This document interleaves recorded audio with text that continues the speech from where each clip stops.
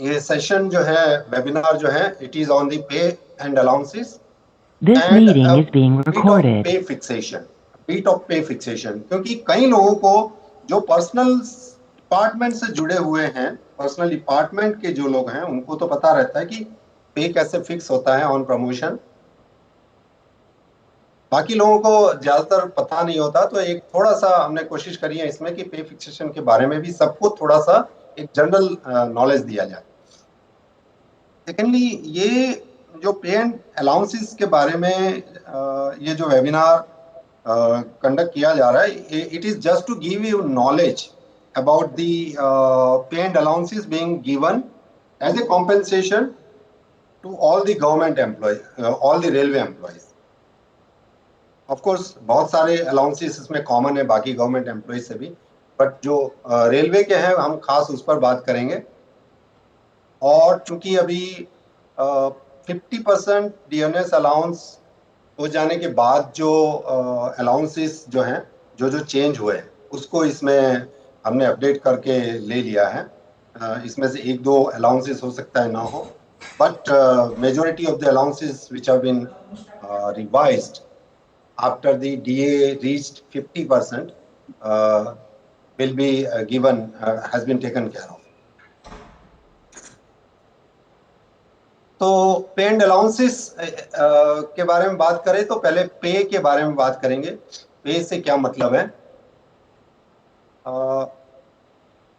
आगे बढ़ने से पहले मैं पार्टिसिपेंट से एक रिक्वेस्ट करूंगा कि अभी आपको सभी को म्यूट किया गया है। At the end of the session unmute करके आप क्वेश्चन कर सकते हैं, और यदि आपको कोई क्वेश्चन हो तो आप अपने चैट बॉक्स में क्वेश्चन को डाल सकते हैं। ठीक है,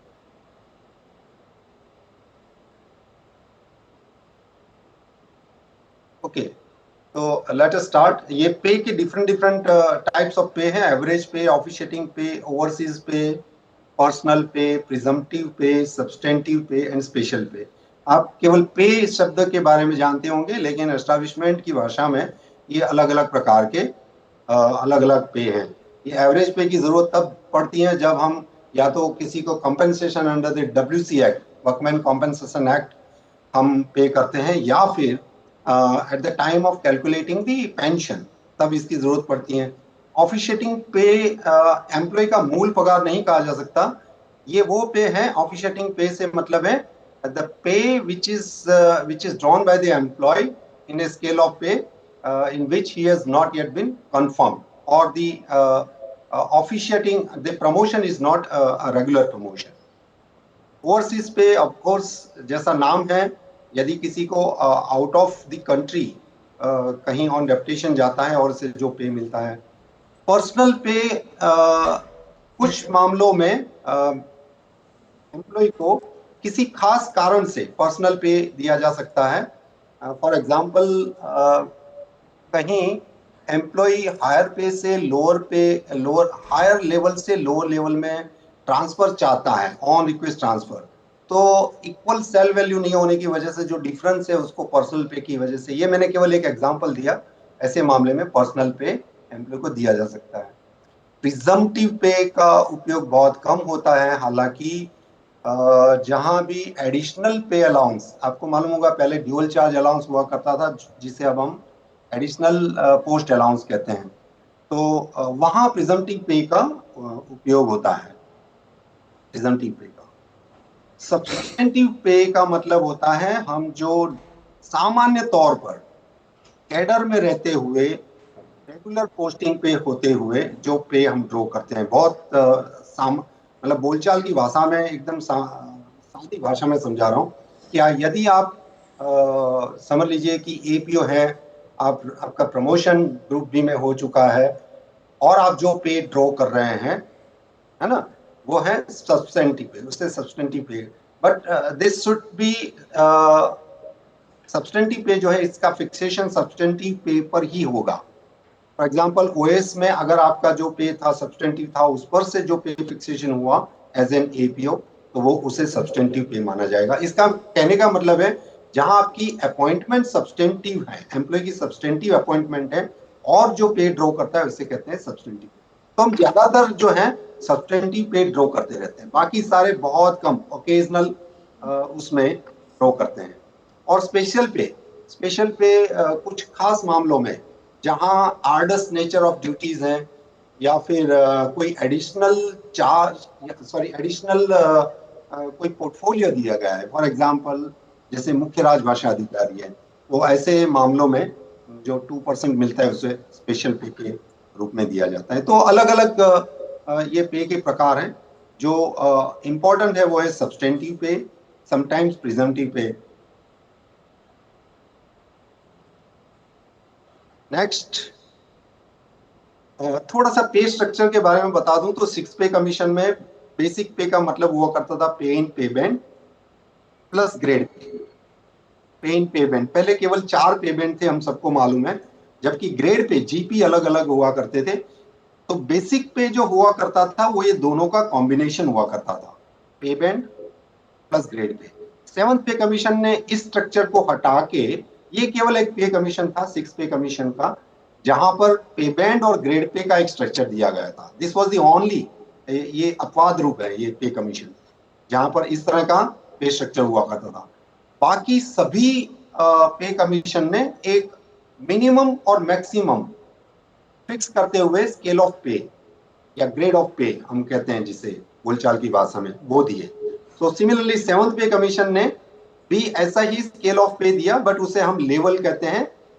मिनिमम और मैक्सिमम हर एक लेवल में फिक्स है, आप देखेंगे तो। ठीक है, तो ये केवल एक पे स्ट्रक्चर की बात हुई 6 पे कमीशन और 7 पे कमीशन के बीच में। ये पे स्ट्रक्चर है आपके जस्ट जानकारी है तो मैंने रखा है इसमें। बहुत सारे ग्रेड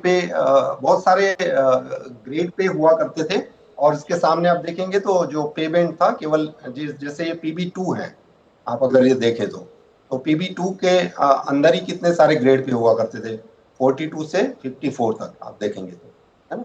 तो ये 6 पे कमीशन का पे स्ट्रक्चर हुआ करता था, और ये 7th पे कमीशन ने दिया, जिसे हम पे मैट्रिक्स कहते हैं। लेवल 1 से लेके लेवल 17 तक का यूज इसमें रेलवे में होता है। और अलग अलग ग्रेड पे डिफाइन करता है अलग अलग लेवल को, या वाइस वर्सा हम कह सकते हैं कि एक लेवल जो है वो किसी एक खास ग्रेड पे को डिफाइन करता है।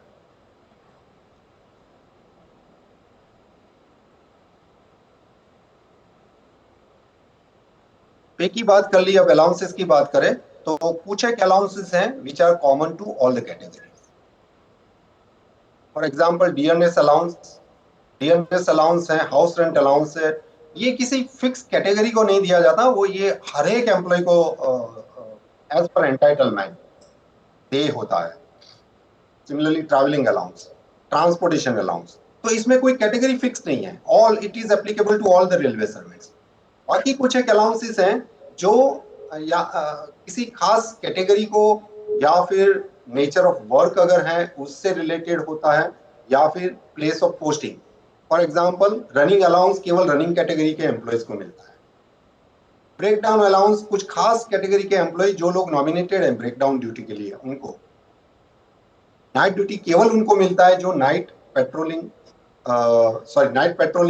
जो करते हैं, उनको केवल नाइट पेट्रोलिंग अलाउंस मिलता है। तो जैसे आपने प्रीवियस स्लाइड में देखा, ये जो 4 अलाउंसेस हैं they are common to all the categories, हर एक एम्प्लॉय को दिया जाता है एज पर एंटाइटलमेंट। और बाकी जो अलाउंसेस हैं either they are specific to the category और वर्क और द प्लेस ऑफ पोस्टिंग। ठीक है, ये 3 चीजों को देखते हुए ये सारे अलाउंसेस हैं। जैसे running allowance, breakdown allowance, night patrolling allowance, conveyance allowance, non practising allowance जो डॉक्टर्स को मिलता है, national holiday allowance, night duty allowance, washing allowance जो कि अब सब्ज्यूम कर दिया गया, ड्रेस अलाउंस। सब्ज्यूम का मतलब होता है इस अलाउंस को किसी और अलाउंस के अंदर मर्ज कर दिया गया, यानी कि ये सेपरेट अलाउंस नहीं मिलेगा अब। 7th पे कमीशन ने बहुत सारे अलाउंसेस जो हैं उन्हें या तो एबोलिश किया है या तो सब्ज्यूम कर दिया। compensatory construction or survey allowance, project allowance, then traveling allowance on transfer, जिसे हम composite transfer grant कहते हैं, then nursing allowance, hutting allowance has been abolished. Hutting allowance पहले इंजीनियरिंग जो गैंग्स के जो एम्प्लॉयज होते थे उन्हें दिया जाता था, which has been abolished by 7th Pay Commission. Handicap allowance, then tribal area allowance, handicap allowance has been abolished. Instead क्या किया गया, handicap जो persons हैं उन्हें अब ट्रांसपोर्टेशन अलाउंस डबल मिलता है, ठीक है। अब यहाँ भी एक चीज हमेशा प्रॉब्लम करती है, वो ये है कि क्या एम्प्लॉय अगर पीएच कोटा में आया है तो क्या उसको दोबारा टेस्ट वगैरह कराएं क्या। मैंने इस बारे में कोई क्लैरिफिकेशन मैंने कभी देखा नहीं बोर्ड का, बट सामान्यतः ये देखा गया है कि जो लोग पीएच कोटा में आते हैं, फिजिकली हैंडीकैप कोटा में आते हैं, उन्हें केवल अपने क्लेम के बेसिस पे जो ट्रांसपोर्टेशन अलाउंस है हम डबल देते हैं। और जो लोग सर्विस में आने के बाद यदि ये क्लेम करते हैं दैट ही और she is handicap and she should be paid double transportation allowance, तो ऐसे केस में हम सीएमएस का सैंक्शन लेते हैं, उनको ऐसे एम्प्लॉय ऐसे क्लेमेंट को रिफर करते हुए। Tribal area allowance has been subsumed in TLA, tough locality allowance. पहले टफ लोकेलिटी अलाउंस करके कोई अलाउंस नहीं था, एक कॉमन टीएलए करके अलाउंस बनाया गया, जिसमें कुछ एक कॉम्पेंसेटरी अलाउंसेस जैसे tribal area allowance, special compensatory allowance, hill compensatory जिसे कुछ अलाउंस एक हुआ करता था वो, तो ऐसे अलाउंसेस को मर्ज करके एक टीएलए मतलब कि टफ लोकेलिटी अलाउंस एक इंट्रोड्यूस किया गया, वो दिया जाता है। टीचिंग या ट्रेनिंग अलाउंस, कुछ लोग टीचिंग अलाउंस कहते हैं, कुछ लोग ट्रेनिंग अलाउंस कहते हैं। तो जो सेंट्रलाइज्ड ट्रेनिंग इंस्टीट्यूट्स हैं वो, और जो भी ट्रेनिंग सेंटर्स हैं, स्टाफ ट्रेनिंग सेंटर्स, तो वहाँ जो भी इंस्ट्रक्टर्स हैं, फैकल्टीज हैं, उन सबको ट्रेनिंग अलाउंस दिया जाता है।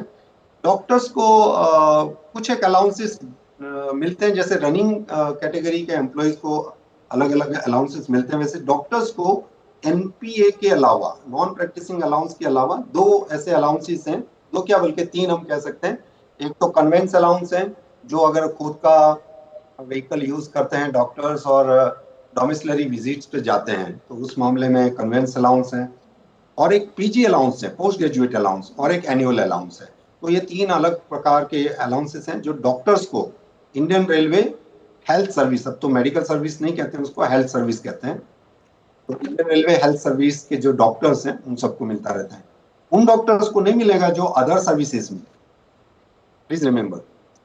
देन आउट टर्न अलाउंस, पहले रनिंग स्टाफ को जो मिलता था वो अब एबोलिश कर दिया गया 7th पे कमीशन के द्वारा। आउट ऑफ पॉकेट अलाउंस, ऐसा भी कोई अलाउंस होता है क्या भला?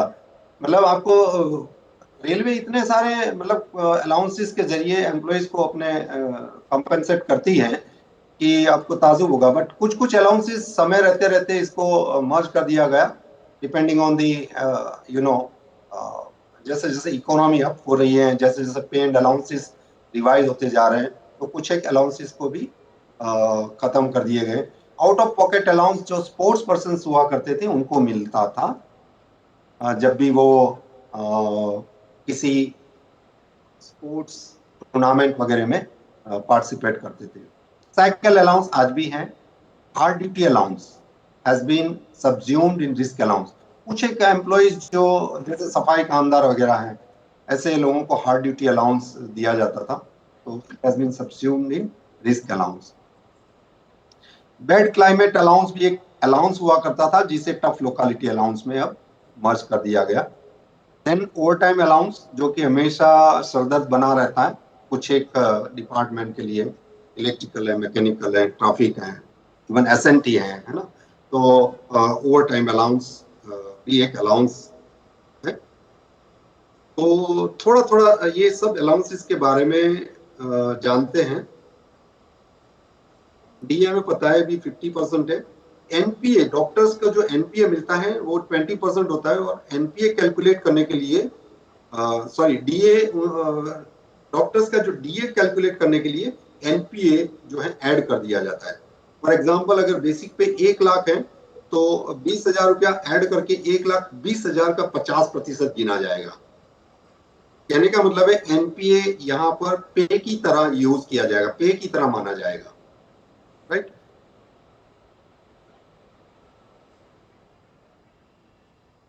ट्रांसपोर्टेशन अलाउंस देखिए, जो जितने भी सिटीज हैं उसको सबको 2 हिस्सों में बांट दिया गया है। और ट्रांसपोर्ट अलाउंस जो है उसके रेट्स इस प्रकार हैं। लेवल 9 एंड अबव के लिए A class, A1 and A class में 7,200 प्लस डीएनएस अलाउंस। तो 7,200 प्लस 50% आप ऐड कर दीजिए आज की तारीख में जो डीएनएस अलाउंस है। सिमिलरली अदर्स क्लास सिटी में 3,600 रुपए। तो वही ट्रांसपोर्टेशन अलाउंस अगर एम्प्लॉय लेवल 3 से 8 तक है तो वो अलग है, इससे आधा हो जाता है। और यदि लेवल 1 एंड 2 है तो इससे भी आधा हो जाता है, ठीक है। तो ये हो गया ट्रांसपोर्टेशन अलाउंस। यहाँ ये जानना जरूरी है कि जो एसएचजी लेवल के ऑफिसर्स हैं, यानी कि लेवल 14 एंड अबव, चाहे वो एनएफ एसएचजी है या रेगुलर एसएचजी है, उन सबके लिए ट्रांसपोर्टेशन अलाउंस फिक्स है और वो है 15,750 प्लस डीएनएस अलाउंस। ये फिक्स्ड अलाउंस है। लेकिन ट्रांसपोर्टेशन अलाउंस की हम लोग कंडीशन जानते हैं कि यदि कोई एम्प्लॉय पूरा कैलेंडर मंथ यदि एब्सेंट है, यानी कि 1 तारीख से 28, 29, 30, 31 जो भी हो महीना, तो उसे उस महीने का ट्रांसपोर्टेशन अलाउंस नहीं मिलेगा। अब ये एब्सेंट जो है, हम सबको जानना चाहिए कि एब्सेंट किसी भी मामले में हो, चाहे वो ड्यूटी पर ही क्यों ना हो कहीं जगह, है ना, out of the station, out of the headquarter, यदि वो कहीं बाहर ड्यूटी पर भी गया है, उस मामले में भी ट्रांसपोर्टेशन अलाउंस नहीं मिलेगा। यदि वो एक दिन, कम से कम एक दिन अपने हेडक्वार्टर में है तो उसे मिलेगा। अब ये हेडक्वार्टर में होने का मतलब ये नहीं कि वो पूरा 1 महीना बाहर टूर पे है, ट्रेनिंग में है और एक वीकेंड में वो वहां से छुट्टी लेके हेडक्वार्टर आ गया। प्लीज रिमेंबर, ऐसे भी मामले, मतलब ऐसे भी क्वेश्चंस आते हैं। तो ऐसे में ये देय नहीं है, क्योंकि उस दिन एस्टैब्लिशमेंट बंद है। तो भले ही वो हेडक्वार्टर वापस आया हो, छुट्टी लेके अपने घर आया हो, ऐसे मामले में नहीं दिया जाएगा। प्लीज रिमेंबर, एक दिन कम से कम वो ड्यूटी पे होना चाहिए एम्प्लॉय।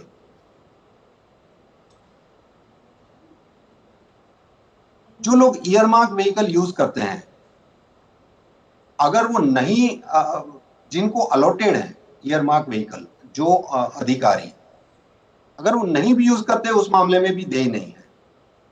और सस्पेंशन वाले मामले में प्रोरेटा ट्रांसपोर्टेशन, ये केवल एक ऐसा मामला है जहां पर प्रोरेटा ट्रांसपोर्टेशन अलाउंस दिया जाता है एम्प्लॉय को। पीडब्ल्यूडीज को जैसे मैंने बताया था, वो इसका जो भी रेट है वो डबल हो जाएगा, दुगना करके दिया जाएगा।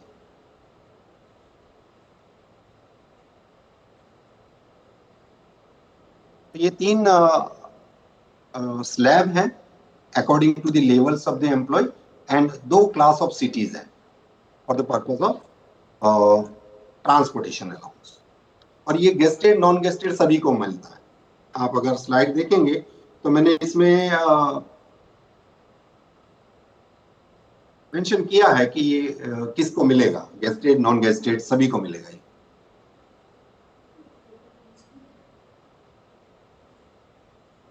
हाउस रेंट अलाउंस, अब जब से डीए जो है 50% हो गया, तब से, सॉरी यहाँ पर 0 नहीं होना चाहिए, ये है 10%।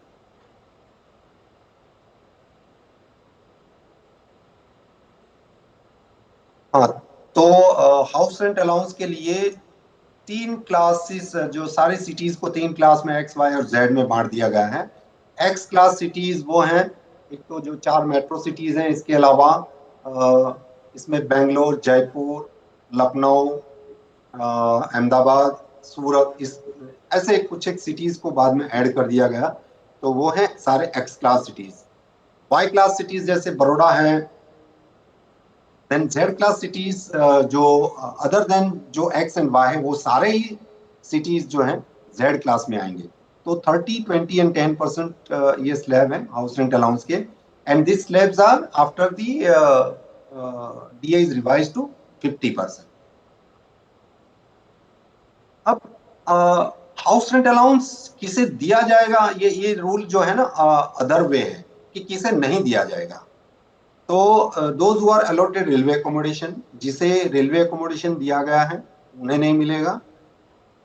यदि employee is living in an accommodation allotted by central, state, semi government organisation और autonomous body such as LIC, nationalized bank, etc., to the parents, son, daughter and spouse। तो ऐसे मामले में हाउस रेंट अलाउंस नहीं मिलेगा। For example husband and wife अगर हैं तो उनको दो में से अ, अगर किसी एक के पास क्वार्टर है, अब वो चाहे क्वार्टर किसी ने भी दिया हो, सेंट्रल गवर्नमेंट ने दिया हो, स्टेट गवर्नमेंट ने, सेमी गवर्नमेंट ऑर्गेनाइजेशन ने दिया हो, या किसी ऑटोनोमस बॉडी या नेशनलाइज्ड बैंक ने दिया हो, ऐसे सभी मामले में जो अदर स्पाउस हैं उन्हें हाउस रेंट अलाउंस नहीं मिलेगा। The employ who refuses to accept the quarter, एक बार क्वार्टर दे दिया उसके डिमांड, एम्प्लॉय की डिमांड किए जाने पर, और देन एम्प्लॉय रिफ्यूजेस, तो ऐसे मामले में हाउस रेंट अलाउंस दे नहीं। शेयरिंग एकोमोडेशन के मामले में दो एम्प्लॉय हो सकते हैं, एक जिसको ओरिजिनली अलॉट हुआ है, दूसरा जिसको शेयरिंग अलाउ किया गया है। तो जिसे शेयर और ये जो क्वार्टर है इसका कुछ ना कुछ रेंट कटता है, तो जो सेकंड एम्प्लॉय है उसे मिलेगा, फर्स्ट को नहीं मिलेगा। लेकिन यदि जो क्वार्टर रेंट फ्री, आज मैंने कोई रेंट फ्री क्वार्टर अभी तक देखा नहीं, लेकिन यदि किसी मामले में रेंट फ्री क्वार्टर है तो ऐसे मामले में शेयरिंग एकोमोडेशन के मामले में दोनों को ही एचआरए नहीं मिलेगा। ये रूल है एज पर दी एस्टैब्लिशमेंट कोड चैप्टर 16। एक और इंपॉर्टेंट बात है, HRA can be given up to 180 days of leave. 180 days, यदि कोई एम्प्लॉय सपोज 6 महीना एलएपी पर जाता है तो उस मामले में उसे एचआरए मिलता रहेगा। अगर वो ईओएल पे भी जाता है, extra ordinary leave without pay, EOL we know that it is without pay, तो ऐसे मामले में भी हाउस रेंट अलाउंस दे हैं, प्लीज रिमेंबर। और 180 दिन के बाद एम्प्लॉय को एक डिक्लेरेशन देना पड़ेगा that the employ and the family resides at the same place, जहां से वो छुट्टी गया था उसी प्लेस पे अभी भी रहते हैं। इस प्रकार का अगर डिक्लेरेशन देता है उस मामले में आफ्टर 180 डेज एम्प्लॉय को एचआरए मिलता रहेगा। इन शॉर्ट, यदि एम्प्लॉय के पास एकोमोडेशन नहीं है, गवर्नमेंट एकोमोडेशन, तो एम्प्लॉय को मिलता रहता है। अब एचआरए को लेके कुछ एक पॉलिसी कई जगह पर जिसे स्ट्रिक्टली फॉलो किया जा रहा हो सकता है, क्योंकि इसको बाद में डाइल्यूट किया गया इस पॉलिसी को, कि यदि एम्प्लॉय रिफ्यूज करता है या एक्सेप्ट नहीं करता है क्वार्टर, तो उस मामले में एचआरए दिया जाए या ना दिया जाए। इसमें कई जगहों पे अलग अलग पॉलिसी जो है प्रिवेल करती है, but now that policy has been relaxed by the railway.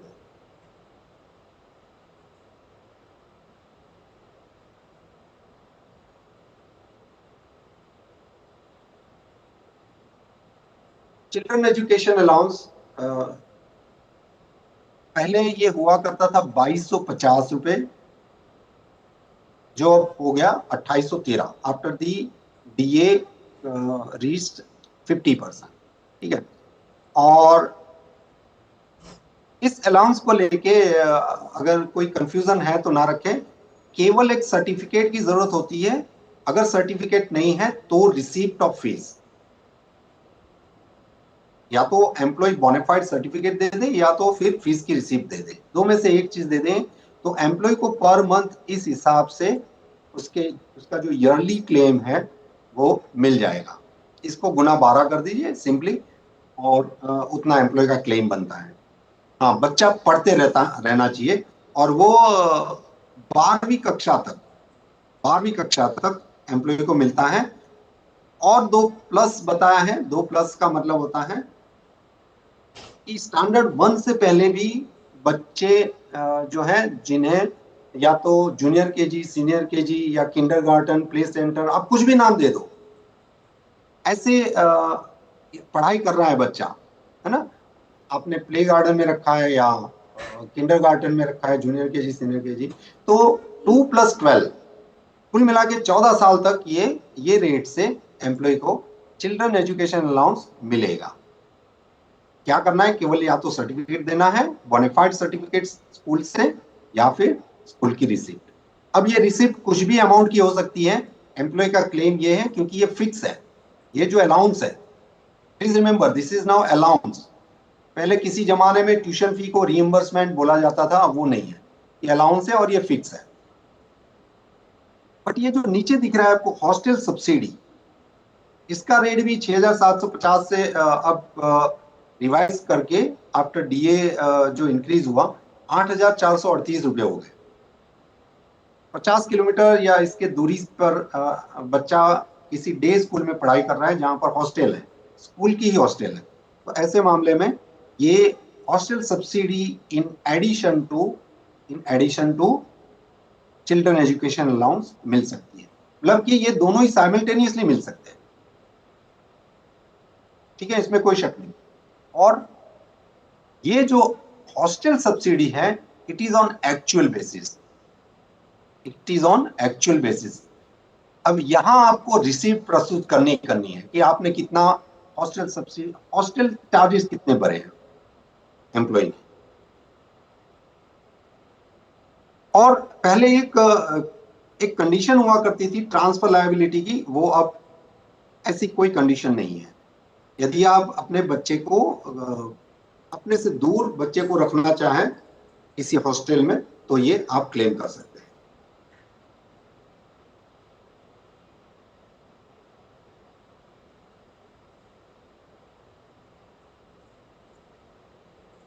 एक और इम्पोर्टेंट बात है इसको लेके कि दो बच्चों तक पहले दो बच्चे हैं वहां तक चिल्ड्रन एजुकेशन अलाउंस या हॉस्टल सब्सिडी मिलती है। लेकिन जहां सेकेंड डिलीवरी अगर ट्विंस हुई है, तो ऐसे मामले में 2+1 यानी कि 3 बच्चों तक बताया है कि चिल्ड्रन एजुकेशन अलाउंस मिल सकता है। ये एक इम्पोर्टेंट बात है।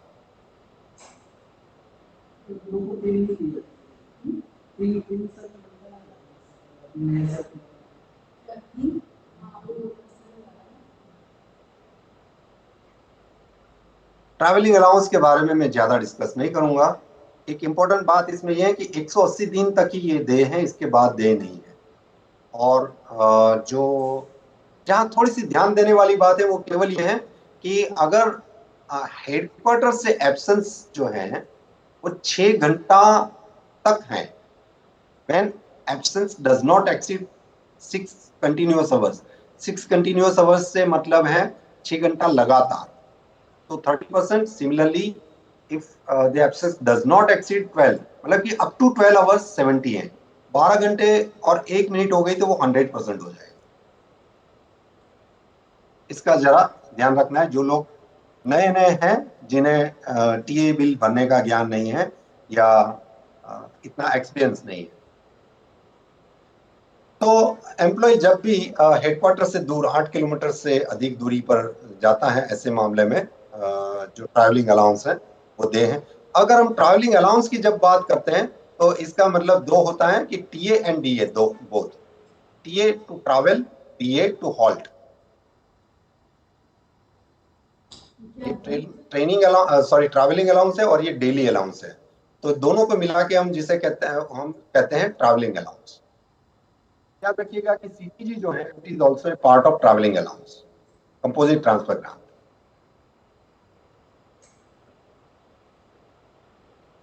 ये केवल एग्जाम्पल के तौर पे मैंने टीए बिल रखा है, I will not disclose it और शेयर।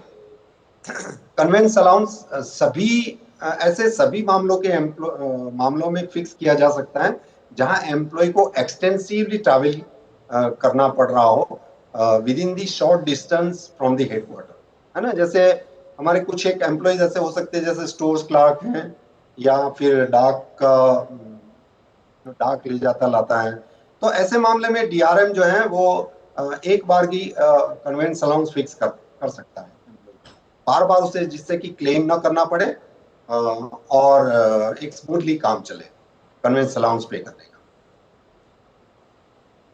माइलेज अलाउंस हमेशा शॉर्टेस्ट डिस्टेंस से मिलता है। जैसे आप घर से स्टेशन तक जाते हैं तो जो शॉर्टेस्ट डिस्टेंस है माइलेज अलाउंस मिलता है, जिसे हम रोड माइलेज अलाउंस कहते हैं। It's a part of travelling allowance. CTG, composite transfer grant.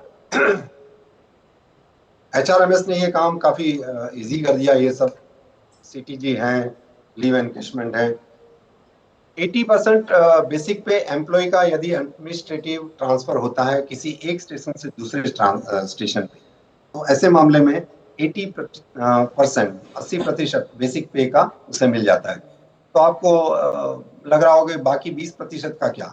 तो बाकी 20% के अवेज में या तो एम्प्लॉय किट पास जो है वो यूज कर सकता है, या फिर किट पास के बदले वो रोड माइलेज अलाउंस है अपनी हाउस होल्ड किट जो है उसे ट्रांसफर करने के लिए इस रेट से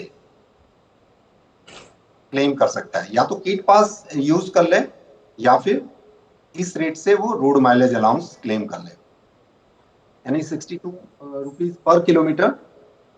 और यदि खुद की कार है तो 30 रुपया, खुद का अगर टू व्हीलर है तो 15 रुपीज है।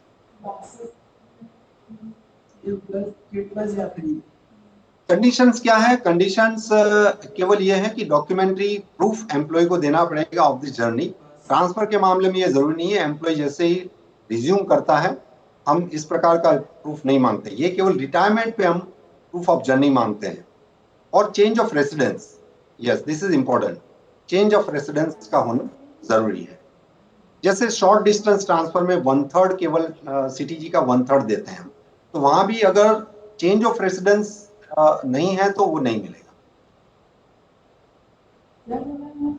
दूसरा एक दो और इम्पोर्टेंट बातें मैं बता दूं कि 180 दिन या उससे कम दिनों की जो ट्रांसफर होती है जिसे हम टेम्पररी ट्रांसफर कहते हैं, ऐसे मामले में सीटीजी दे नहीं। हस्बैंड एंड वाइफ अगर दोनों ही रेलवे एम्प्लॉइज हैं तो दोनों के मामलों में दो में से एक को मिलेगा। लेकिन यदि दोनों के ट्रांसफर 6 महीने के अंतर पे होता है, 6 महीने से ज्यादा अंतर पे होता है, तो फिर दोनों ही एंटाइटल है कंपोजिट ट्रांसफर ग्रांट की। एक और इंपॉर्टेंट बात, एक 60 डेज का कैप लाया गया है, 60 days time limit for the travelling allowance. अब चाहे वो आपका टूर का क्लेम हो या फिर सीटीजी का क्लेम हो, प्लीज रिमेंबर कि जैसे ही आप ट्रैवल कर लेते हैं या आप अपनी किट ट्रांसफर कर लेते हैं, प्लीज रिमेंबर 60 दिन के अंदर अंदर ये क्लेम दे देना जरूरी है। अब इससे स्ट्रिक्टली फॉलो किया जा रहा है। सो 60 डेज के अंदर, वैसे टाइम लिमिट है ट्रांसफर के मामले में 6 महीना तक आप ये क्लेम कर सकते हैं, और रिटायरमेंट के मामले में 1 साल तक। लेकिन सब्जेक्ट टू कंडीशन की यदि आपने ट्रैवल कर लिया, यदि आपने अपनी जो किट है हाउस होल्ड किट अपनी ट्रांसफर कर दी, तो उसके 60 दिन के अंदर अंदर आपको एक क्लेम प्रस्तुत कर देना चाहिए। ये नियम है।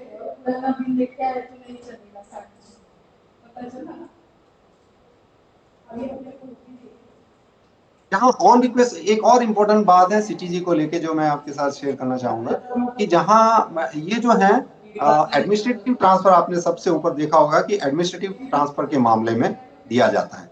अब कई बार ये डिस्प्यूट खड़ा होता है कि डेप्यूटेशन के मामले में क्या मिलेगा, या फिर एक्सकेडर पोस्ट पे कहीं एम्प्लॉय बाहर गया है तो मिलेगा कि नहीं, वगैरह वगैरह।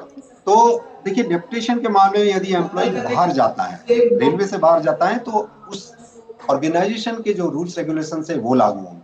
अगर वहां पर दे हैं उसे मिलेगा, नहीं तो नहीं मिलेगा। रिटर्न होते हुए ऑफ कोर्स एम्प्लॉय को रेलवे के रेट से ट्रांसफर सीटीजी मिलेगा।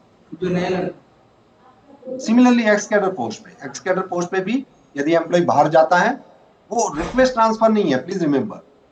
ऑप्शनल ट्रांसफर या ऑप्शनल पोस्टिंग जो होता है वो रिक्वेस्ट ट्रांसफर नहीं है। रिक्वेस्ट ट्रांसफर स्यू मोटो होती है, मतलब कि एम्प्लॉय खुद कहीं जाना चाहता हो, वो है रिक्वेस्ट ट्रांसफर। और ऐसे मामले में सीटीजी, ज्वाइनिंग टाइम, ट्रांसफर पास, ये तीनों नहीं मिलता। इसको समझने जैसी बात है, क्योंकि इसको लेके भी कई बार डिस्प्यूट होते हैं कि यहाँ मिलेगा नहीं मिलेगा।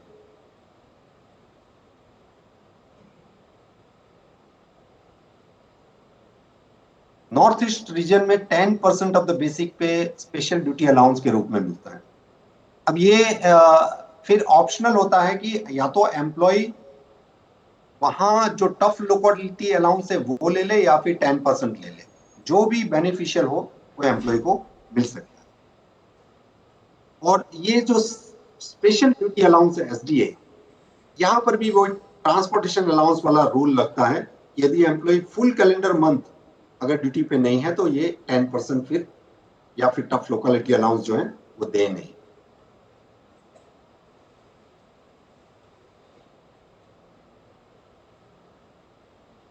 और ये है टफ लोकेलिटी अलाउंस के रेट्स।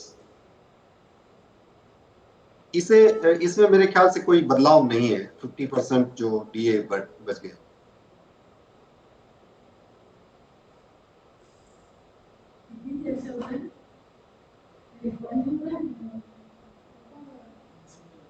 साइकिल मेंटेनेंस अलाउंस 180 रुपए के रेट से आज भी दिया जाता है।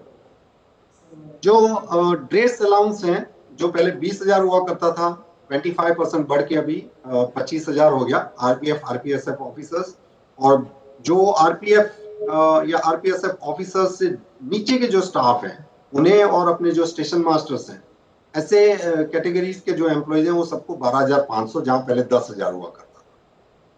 बाकी जो स्टाफ है हमारे लेवल 1 लेवल 2 के जो स्टाफ है, या हो सकता है हायर स्टाफ भी हो, जैसे ट्रैक मेंटेनर हो, स्टाफ का ड्राइवर्स हैं, कैंटीन स्टाफ है, रनिंग स्टाफ है, इन सबको 6,250 के रेट से एक बार भी, साल में एक बार, वर्ष में एक बार, जो हम नॉर्मली जुलाई महीने में हम पे करते हैं, वो ड्रेस अलाउंस दे हैं।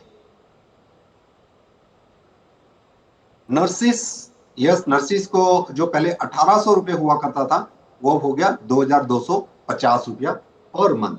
यहाँ ये डिफरेंस है कि ये जितने भी कैटेगरीज हैं ये सबको पर एनम है, पर एनम है, जबकि नर्सिस के लिए जो ड्रेस अलाउंस है वो पर मंथ है। तो ये जो चेंजेस आया, मैंने आप देख रहे होंगे कि सारी स्लाइड्स में मैंने जो बोर्ड का सर्कुलर है मैंने इसमें रेफरेंस नंबर डाल दिया है।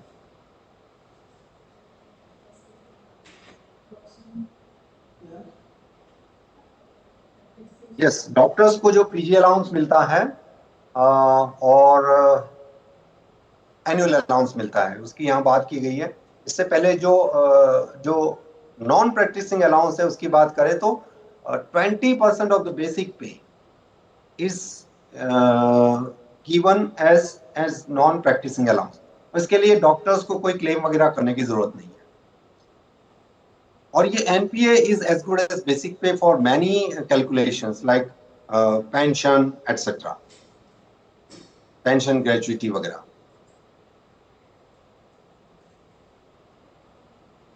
एक लेकिन कंडीशन है कि pay plus NPA should not exceed 2,37,500 per month, per month, ये कैप है, प्लीज रिमेंबर।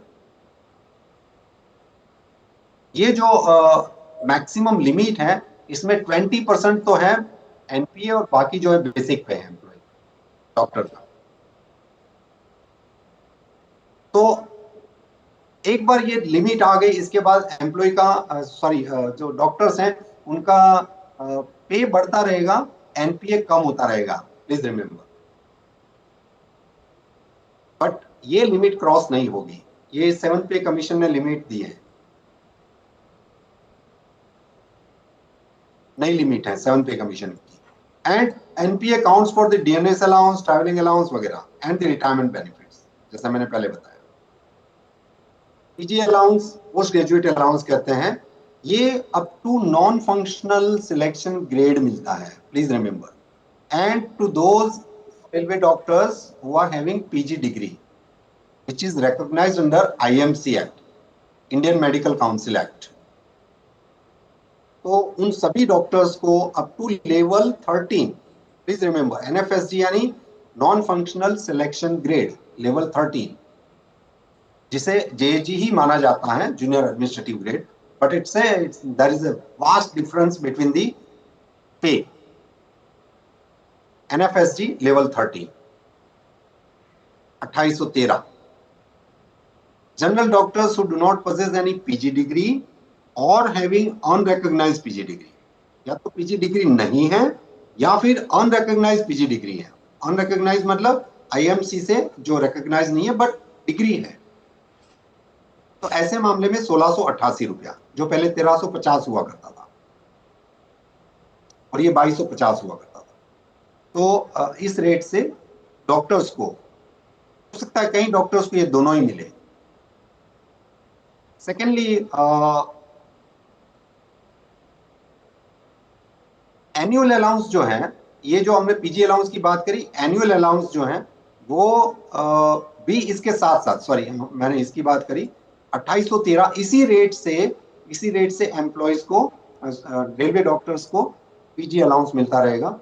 बट जहां एनएफएसजी, जो पीजी अलाउंस है एनएफएसजी के बाद बंद हो जाता है, ये सुपर एन्युएशन तक चलता रहता है एनुअल अलाउंस। तो हर डॉक्टर को 2813 मिलता रहता है in addition to other allowances. ये भी 2813 है।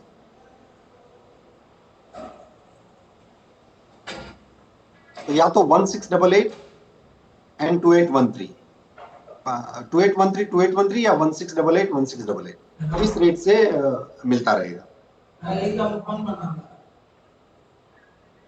तो डॉक्टर्स को ये in addition to the NPA है। लेकिन डॉक्टर्स को जो एचपीसीए है, जो जिसे हम हॉस्पिटल पेशेंट केयर अलाउंस कहते हैं, वो नहीं है। और ना ही नेशनल हॉलिडे अलाउंस, जैसे नेशनल हॉलिडे अलाउंस केवल हम नॉन गेस्टेड स्टाफ को देते हैं। ये रिवाइज होके अब हो गया 480 लेवल 1 एंड 2 के लिए, लेवल 3 to 5 के लिए हो गया 596, और level 6 to 8 only non gazetted staff, उनके लिए हो गया 788 रुपया। अब ये जो पीजी नेशनल हॉलिडे अलाउंस है, इसके लिए भी एक सैंक्शन चाहिए। जो स्टाफ रेगुलर बेसिस पे हॉलिडे के दिन आप जो बुक करते हैं, उसकी एक लिस्ट होनी चाहिए। ये नहीं कि अब्रप्टली किसी को भी आप बुक कर लो, किसी को भी आप दे दो। जो मिनिमम स्टाफ रिक्वायरमेंट होती है हॉलिडे के दिन, उतने लोगों का सैंक्शन एक बार लेके रख दीजिए और उतने ही लोगों को बुक करना चाहिए, एंड उतने ही लोगों को नेशनल हॉलिडे अलाउंस पे करना चाहिए। नेशनल हॉलिडे अलाउंस का एक और भी नियम है कि यदि एम्प्लॉय या अपने अपने रेस्ट पे है, तो और उस दिन अगर नेशनल हॉलिडे अलाउंस आता है तो भी एम्प्लॉय को मिलेगा, वो एम्प्लॉय पात्र है।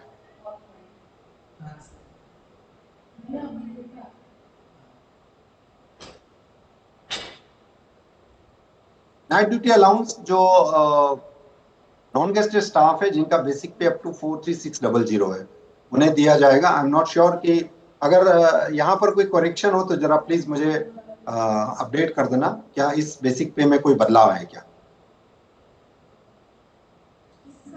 नाइट ड्यूटी, नाइट की जो डेफिनेशन है, हमें पता है कि रात को 10 बजे से सुबह 6 बजे तक नाइट की डेफिनेशन में आता है, मतलब उसे नाइट कहा जाता है। तो रात को 10 बजे से सुबह 6 बजे तक यदि किसी को बुक किया जाता है, तो वो एम्प्लॉय नाइट ड्यूटी अलाउंस के लिए पात्र होता है। और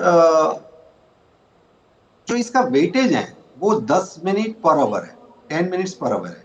तो एक अलग ही कैलकुलेशन इसका टेबल रहता है, और उस हिसाब से एम्प्लॉय को नाइट ड्यूटी अलाउंस मिलता रहता है। मतलब कि 6 घंटा अगर नाइट ड्यूटी में रहा है तो उसको 1 घंटे के बराबर मिलेगा उसको। और रेट जो है ये मॉडरेटली, मतलब आप देखेंगे कि एनएचए के बराबर करीब करीब हो जाता है कई मामलों में,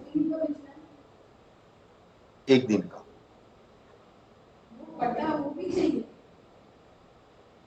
नर्सिंग अलाउंस जो पहले 72,200 पर मंथ हुआ करता था, वो अब डीए रिवाइज होने के बाद हो गया 9,000। अभी गेस्टेड जो नर्सिंग ऑफिसर्स हैं उनको भी ये मिलता है। बाकी जो नर्सिंग स्टाफ की जो जो कैटेगरीज हैं, चाहे वो मेल हो फीमेल हो, सिस्टर इंचार्ज हैं, मेट्रन्स हैं, मिडवाइफ्स हैं, जो भी कैटेगरीज आप कह लो, इन सबको नर्सिंग अलाउंस दे हैं, चाहे वो गेस्टेड हो या non gazetted.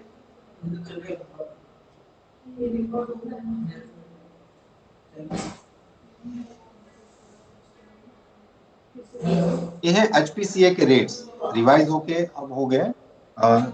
Level 9 and above के लिए हो गए 6625, 6625, और लेवल 8 एंड बिलो इनके लिए हो गए 5125।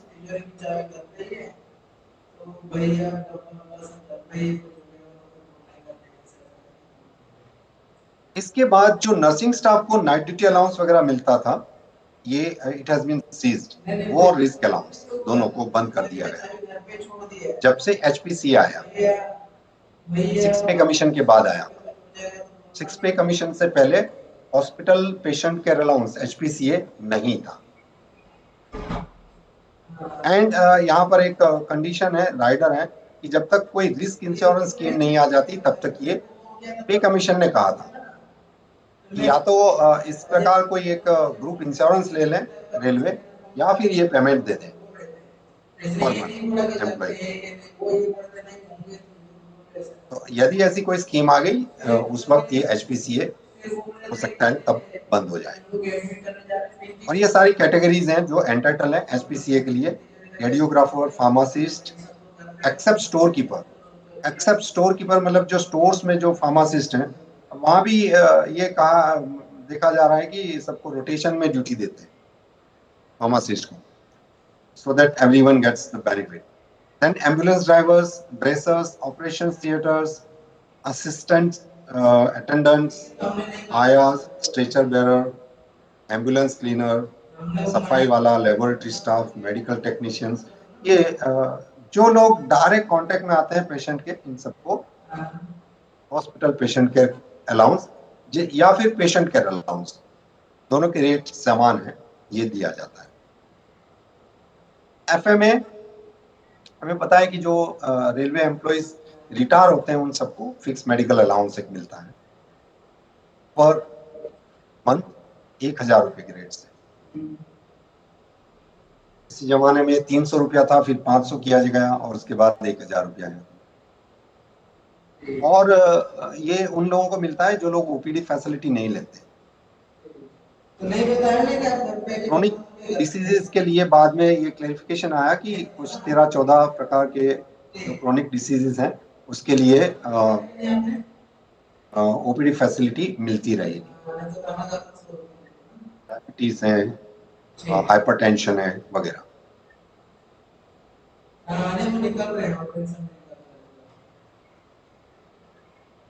Compensatory construction and survey allowance,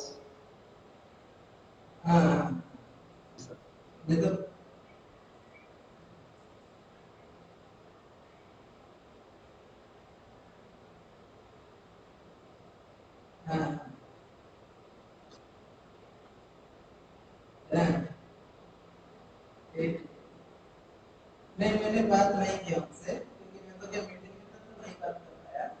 compensatory construction and survey allowance ये भी चेंज हो गया। अब लेवल 9 एंड अबव के लिए 4250, ये गेस्टेड नॉन गेस्टेड दोनों को ही दे हैं जो लोग ऐसे कंस्ट्रक्शन में जो लोग काम करते हैं। लेवल 8 एंड बिलो इनके लिए 3375।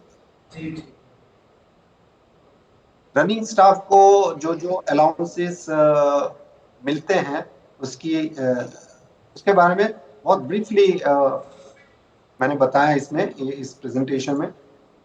अब रनिंग अलाउंस की हम बात करें तो केवल किलोमीटर अलाउंस नहीं है, बहुत सारे अलाउंसेस ऐसे हैं जो कि रनिंग कैटेगरी को मिलते हैं। फॉर एग्जांपल जो टॉर्च अलाउंस है, टॉर्च का जो पैसा है, तो ऐसे बहुत सारे allowance in lieu of running room. तो जो जो रनिंग कैटेगरी को जितने भी अलाउंसेस मिले हैं उन्हें रनिंग अलाउंस की कैटेगरी में रखा है। अब कौन कौन रनिंग कैटेगरी में आते हैं, कई बार लोगों को ये भी गलत फहमी होती है कि टीसी हमारे जो ट्रेन में चलते हैं वो रनिंग कैटेगरी में आते हैं, तो वो नहीं है। तो drivers, motorman, rail motor drivers, ये सारे रनिंग कैटेगरी में आते हैं। Guards, assistant guards, centres, fireman, diesel assistant, electric assistant या असिस्टेंट ड्राइवर्स जो भी हैं, जिसे हम लोको पायलट्स कहते हैं, ये सारे ही रनिंग कैटेगरी में आते हैं। और generally 30% of the basic pay stated is running allowance, and it is counted as pay for the following purposes. Following purposes, many purposes are there actually. For passes and PTO, medical entitlements, educational assistance, house rent allowance, then railway accommodation entitlement, recovery of rent, fixation of pay, dearness allowance, overtime allowance and leave एनकेजमेंट, ये सब के लिए running allowance जो है ध्यान में लिया जाता है, कैलकुलेट किया जाता है।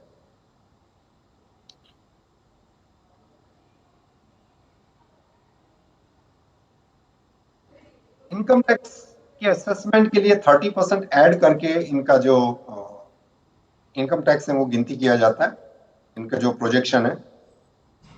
रिटायर हो रहे स्टाफ, जो रनिंग स्टाफ है, उनके मामले में 55% उनके बेसिक पे में जोड़ दिया जाता है for the purpose of pension and gratuity, whereas for leave encashment 30% जो है वो ऐड किया जाता है। Calculate leave encashment 30% and for the pension and gratuity it is 55%। अब अलग अलग प्रकार के जो रनिंग अलाउंस है आपको स्क्रीन के सामने दिख रहे होंगे, किलोमीटर अलाउंस और allowance in lieu of kilometre,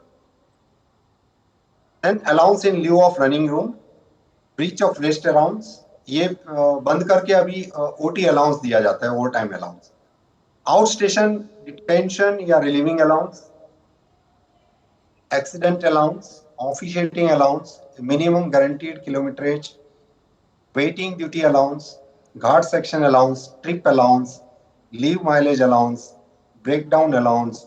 तो ये सारे जो अलग अलग प्रकार हैं वो हैं रनिंग अलाउंस। ये बड़ा कम्बरसम काम है, जो रनिंग कैटेगरी का जो पे बिल बनाता है उन्हें पता होगा कि अलग अलग प्रकार जो रनिंग अलाउंस है। इन नटसेल अगर बात की जाए तो जो रनिंग कैटेगरी है वो ऑल टुगेदर डिफरेंट कैटेगरी, और उन्हें अलग अलग प्रकार के जो बाकी एम्प्लॉयज को जो अलाउंसेस दे नहीं है, ऐसे कई प्रकार के अलाउंसेस जो है उनको एम्प्लॉय को मिलते हैं, रनिंग एम्प्लॉय। तो हमने करीब करीब सारे अलाउंसेस, एक जो इसमें नहीं जोड़ा था वो है हेल्थ एंड मलेरिया अलाउंस, और कुछ एक अलाउंसेस हो सकता है जो इतने पॉपुलर नहीं हो, जो रह गए हो। तो शुरू करते हैं। सबसे पहले कब कब पे फिक्सेशन की जरूरत पड़ती है, आपके स्क्रीन के सामने दिख रहा है। इनिशियल अपॉइंटमेंट पे फिक्सेशन की जरूरत नहीं होती, हम केवल उसके जो ऑफर ऑफ अपॉइंटमेंट है उसमें हम मिनिमम पे लिखकर बता देते हैं कि ये मिनिमम पे प्लस यूजुअल अलाउंसेस पे एम्प्लॉय को अपॉइंट किया जाता है। बट जहां इनिशियल अपॉइंटमेंट ऑन प्रमोशन होती है, ऑन प्रमोशन, वहां पर ये भी इनिशियल अपॉइंटमेंट ही कहा जाता है इसे, और इसीलिए कहते हैं कि इनिशियल फिक्सेशन ऑफ पे on promotion, fixation of initial pay on promotion. Yes, under rule 1313, please remember 1313 of R2. R2 means Indian Railway Establishment Code Volume 2.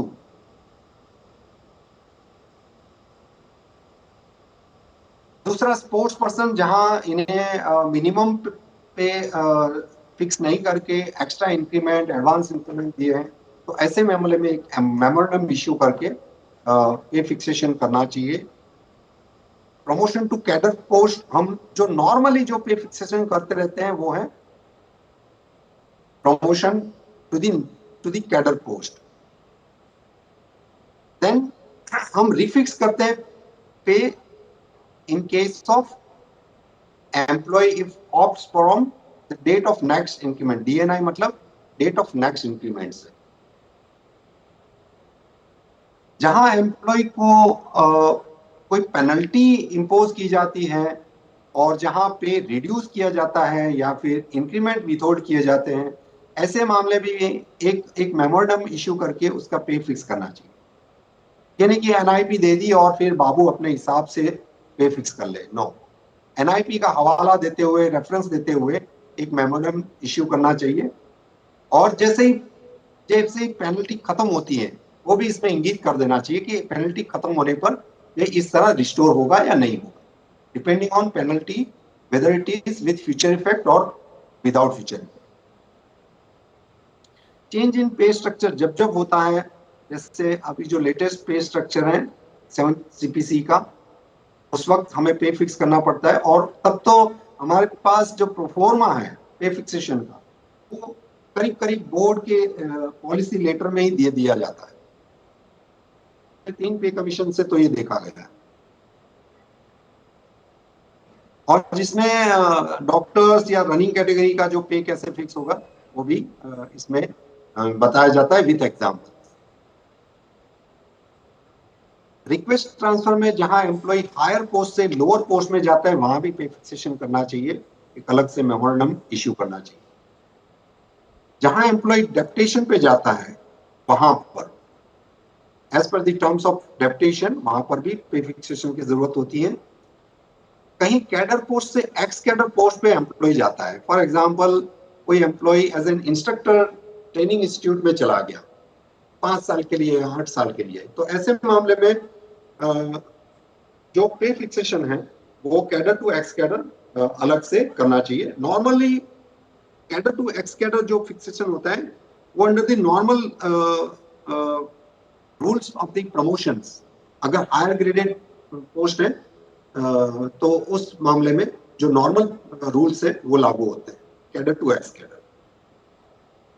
और जब रिवर्ट होता है employ ex cadre to cadre, तब भी employ का पे fix करना चाहिए, मेमोरेंडम इश्यू होना चाहिए, ताकि एक क्लैरिटी हो। और न केवल मेमोरेंडम इश्यू करना चाहिए, इसकी बकायदा एक एंट्री होनी चाहिए सर्विस रिकॉर्ड में, ताकि एक क्लैरिटी रहे कि ये जो पे है वो एम्प्लॉय का एक्स कैडर पे है, यानी कि ऑफिशिएटिंग पे आप कह सकते हैं, और ये जो बाकी जो है उसका सब्सटेंटिव पे है।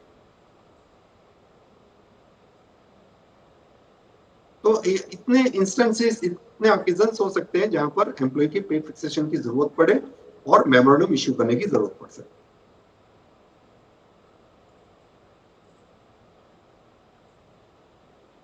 पे फिक्सेशन की अगर हम बात करें तो जहां एम्प्लॉय एक्स्ट्रा ऑर्डिनरी लीव पे या लीव विदाउट पे, जिसे हम बोलचाल की भाषा में लीव विदाउट पे कहते हैं, तो ये होता था पहले अप टू 5th पे कमीशन, जहां जहां जहां जो इंक्रीमेंट की डेट जुलाई या जनवरी नहीं हुआ करती थी,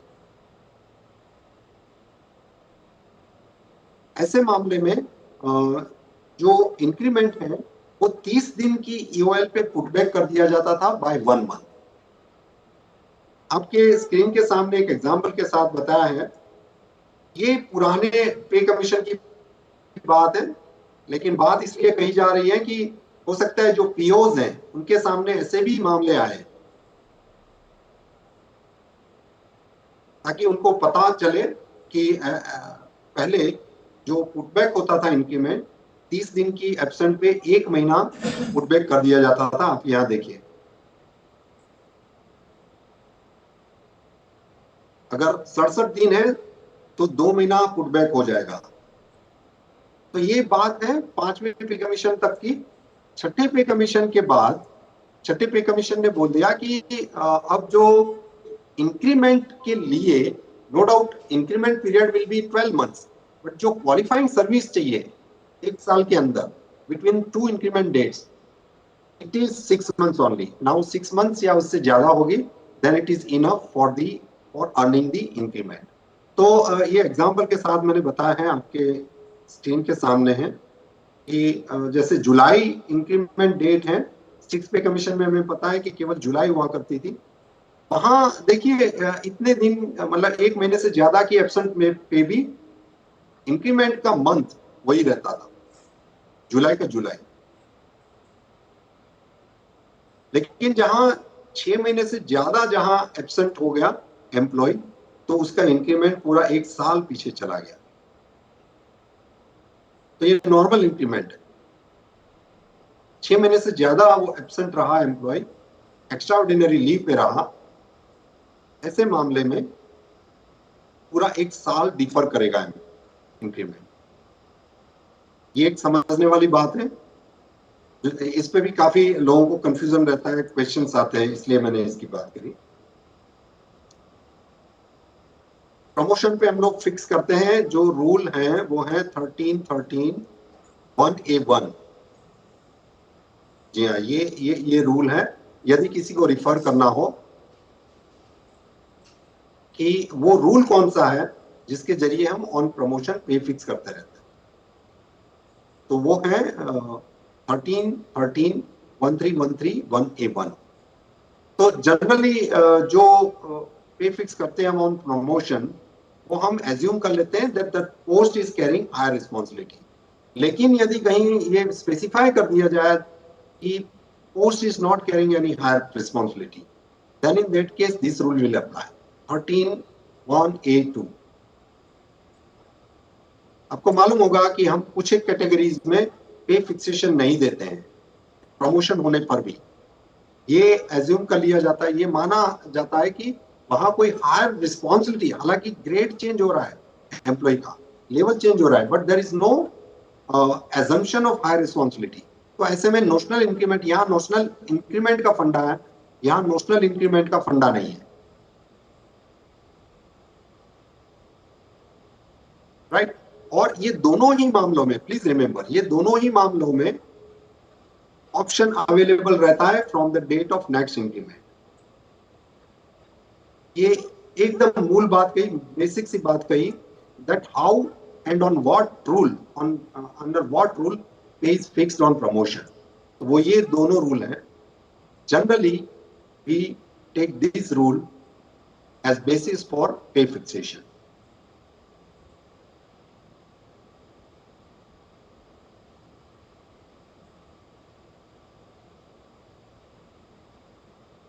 MSCPS यानी कि modified assured career progression scheme में जब एम्प्लॉय को अपग्रेडेशन दिया जाता है, फाइनेंशियल बेनिफिट दिया जाता है, तब नॉर्मल प्रमोशन की तरह ही पे फिक्सेशन का बेनिफिट दिया जाता है।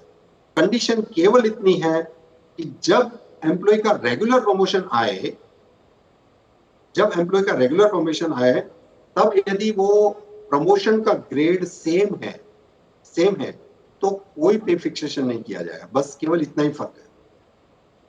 लेकिन यदि हायर लेवल में प्रमोशन होता है एम्प्लॉय का, एमएससीपी के लेवल से, एमएससीपी के बेनिफिट से हायर लेवल पे, एग्जांपल के साथ एक स्लाइड में मैंने बताया, उस मामले में एम्प्लॉय का जो है pay will be fixed equal to the cell value और the next higher cell value, यानी कि केवल डिफरेंस दिया जाएगा। प्लीज रिमेंबर, यहां पर बहुत सारी गलतियां हो सकती हैं कि एम्प्लॉय का हम रेगुलर प्रमोशन पे फिक्स कर रहे हैं, उसके पहले हमें हमेशा एक बार चेक कर लेना चाहिए क्या इससे पहले एम्प्लॉय को एमएससीपी का बेनिफिट दिया गया है या नहीं। कोई बेनिफिट मिला है, देन ओनली डिफरेंस ऑफ पे मिलेगा। प्लीज रिमेंबर, मतलब कि लास्ट बेनिफिट अगर एमएससीपी बेनिफिट है तो ऐसे मामले में केवल difference of cell value, level 6 और लेवल 7, ये दोनों के बीच में जो सेल वैल्यू का डिफरेंस होगा, जैसे लेवल 6 में एम्प्लॉय को एमएससीपी दिया लेकिन रेगुलर प्रमोशन आया तो उसको लेवल 7 में मिला है, तो लेवल 7 में पे अलग से फिक्स करने की जरूरत नहीं है, केवल 6 और 7 की सेल वैल्यू में जो डिफरेंस है केवल उतना डिफरेंस ही दे होगा। ये बहुत इंपॉर्टेंट बात है। हर किसी एपीओज को पे फिक्सेशन साइन करने से पहले इस चीज को चेक कर लेना जरूरी है। कहीं ये ना हो जाए कि एम्प्लॉय को, हाँ दोनों ही, क्योंकि एमएससीपी और रेगुलर पे, एमएससीपी का जो ग्रेड है और रेगुलर प्रमोशन का जो ग्रेड है दोनों अलग हो सकते हैं, मतलब कि लेवल दोनों अलग हो सकते हैं। तो इस चीज का हमेशा ध्यान रखा जाए जब भी पे फिक्सेशन मेमो आपके पास साइन होने के लिए आता है।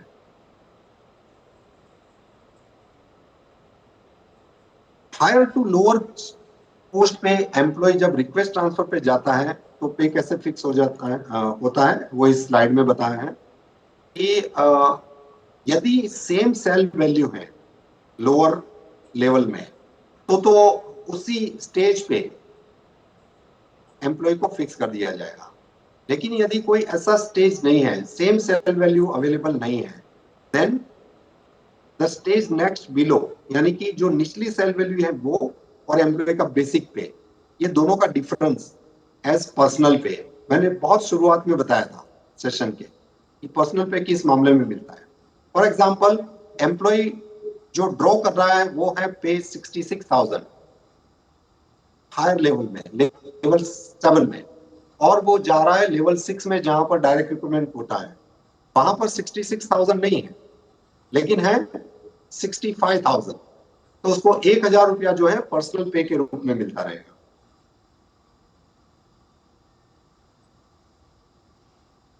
अब यहां भी एक इंपॉर्टेंट बात यह है कि यदि एम्प्लॉय को किसी एक एक्स पोस्ट से वाई पोस्ट पे प्रमोट किया है और वो रिवर्ट होके उसी पोस्ट पे जहां उसका पहले पोस्टिंग था उसी पोस्ट पे रहना चाहता है या जाना चाहता है, उस मामले में एम्प्लॉय का पे ऐसे फिक्स किया जाएगा as if he was not promoted, he was not promoted.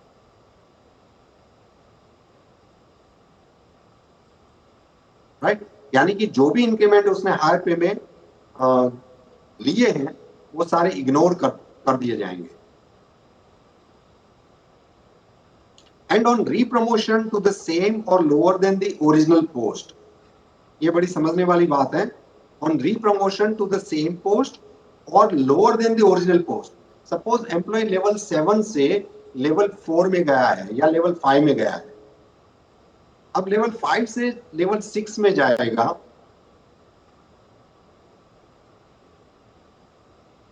या फिर लेवल 7 तक जा रहा है। For example, employee was in level 7, he sought reversion to level 4। Employee को लेवल 4 में कहीं डायरेक्ट रिक्रूटमेंट कोटा है, अपने होम टाउन जा रहा है। अब लेवल 4 से लेवल 5 या लेवल 6 तक जब तक जाएगा, एम्प्लॉय प्रमोशन होगा उसका, उस मामले में उसे तब तक कोई इंक्रीमेंट नहीं दिया जाएगा, प्रमोशनल इंक्रीमेंट, जब तक कि वो उस स्टेज को क्रॉस न कर ले जो उसका ओरिजिनल था। ओरिजिनल मतलब कि at the time of reversion. ये एक इंपॉर्टेंट बात है, ये भी हर किसी को चेक कर लेना चाहिए जहां पर एम्प्लॉय ने किसी हायर लेवल से लोअर लेवल में ऑन रिक्वेस्ट ट्रांसफर मांगी है, प्लीज रिमेंबर। और ये आरबी नंबर मैंने कोट किया है जो रिफर कर लेना चाहिए।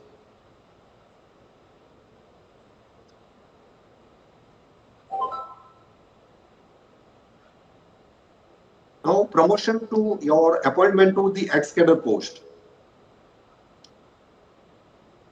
तो पहले तो बताया गया है अंडर 1313 की नॉर्मल रूल जो ऑन कैडर पोस्ट जो अप्लाई होता है वही एक्स कैडर पे भी अप्लाई होता है।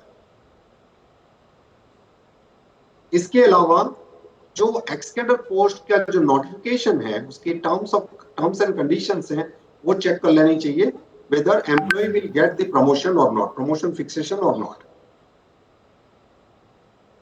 And the important is option from date of next increment is not available as per rule 1313। Please remember, ex cadre post पे जब पे फिक्स होता है वहां पर date from next increment option to fix the pay from the next increment is not available। ये rule 1313 कहता है। तो ये दो जगह नहीं मिलता, एक तो एक्स कैडर वाले मामले में और दूसरा एडोक प्रमोशन जहां पर, ऐसे मामले में ऑप्शन अवेलेबल नहीं है to fix the pay from the next increment date. यदि एम्प्लॉय का ex cadre to cadre repatriation होता है तो इस मामले में कैसे पे फिक्स किया जाए, मैंने शुरुआत में कहा था कि एक मेमोरेंडम इश्यू करना चाहिए। इसमें प्रिजम्पटिव पे जो है, प्रिजम्पटिव पे क्या होगा, जो एम्प्लॉय, ये प्रिज्यूम कर लिया जाएगा had the employee been in regular cadre, उसका क्या पे होगा, वो प्रिजम्पटिव पे कहलाता है। राइट, तो वो प्रिजम्पटिव पे उसका फिक्स कर दिया जाएगा। फॉर एग्जांपल 5 साल एम्प्लॉय लेवल 6 से लेवल 7 में रहा, तो लेवल 6 में जो बेसिक पे था उसी में 5 इंक्रीमेंट ऐड कर दिया जाए, उसका हो जाएगा प्रिजम्पटिव पे आज की तारीख में। And that will be given on repatriation, that pay will be fixed on repatriation, ये इंपॉर्टेंट बात है। कई बार ये गलती होती है कि एक्सकेडर पोस्ट पे जो पे था वही चलता रहा और at the time of retirement ये ध्यान में आया और तब तक बहुत बड़ा ओवर पेमेंट हो चुका होता है। ओके, दी एक और आगे रूल है एक्सकेडर टू एक्सकेडर। यस, जो पे फिक्सेशन के जो रूल्स हैं, it also provides for fixation of पे in case of promotion from an ex-cadre to ex-cadre post। अब ex-cadre to ex-cadre बहुत कम मामलों में प्रमोशन हो सकता है and it is only if the terms of appointment provides। For example, एक notification issue होता है, ex-cadre post पे ऑप्शन मांगे जाते हैं और वो जो ऑप्शन मांगे गए उसी में एक टर्म्स कंडीशन है that employee can be given promotion depending on availability of post in the organization where employee is going outside the cadre। तो ऐसे मामले में ex cadre to ex cadre अगर कोई प्रमोशन होता है, ऐसे मामले में एम्प्लॉय का पे जो है फिक्स होगा on the basis of pay in the cadre post. Please remember, यहाँ ex cadre to ex cadre fixation नहीं होगा, सब्सटेंटिव पे के आधार पर ही होगा, even if employee is posted from one ex-cadre post to another ex-cadre post।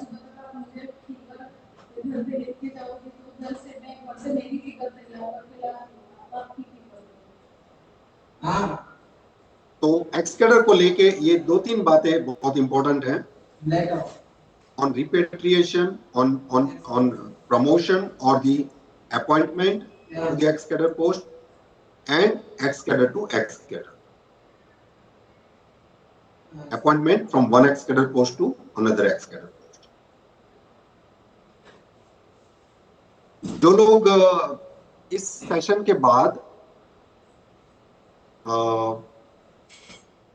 इस PPT को, इस प्रेजेंटेशन को चाहते हैं, वो मुझे इस नंबर पे,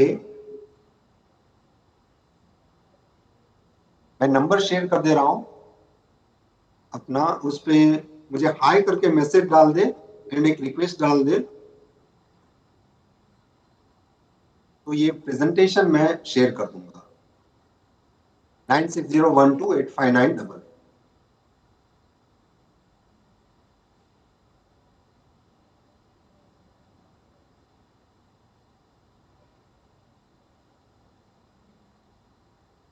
चार्ज अलाउंस जो है गेस्टेड कैडर में जो एक कॉन्सेप्ट था चार्ज अलाउंस का, वो खत्म कर दिया गया on ad hoc promotion. For example, ad hoc promotion to JG और ad hoc promotion to senior scale.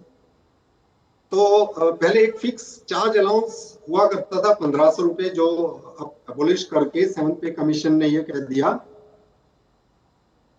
पे will be fixed by applying the restrictions under the fundamental rule number 35। So what is fundamental rule 35? Fundamental rule 35 only says that the pay of the government can be fixed at a lower rate than the admissible। ये केवल एक fundamental rule है। और बाद में इस पे जो प्रोसीजर हैं वो रूल्स में बताई गई हैं विद द एग्जांपल्स। ये जो मैंने आरबी आपके साथ ये जो शेयर किया है, आरबी 127 2019 पहले आया, जिसमें 3 एग्जांपल्स हैं कि FR 35 अप्लाई करते हुए आप कैसे पे फिक्स कर सकते हैं इन case of adobe promotions. And इसके बाद जो क्लैरिफिकेशंस आए वो हैं इस लेटर में। ये दोनों ही लेटर जो है PC7 पे कमीशन 7 डायरेक्टोरेट ने इश्यू किए, RB 127 as well as PC ये 11/5/20 का। इसको कोई RB नंबर नहीं है, इसका कोई RB नंबर नहीं है।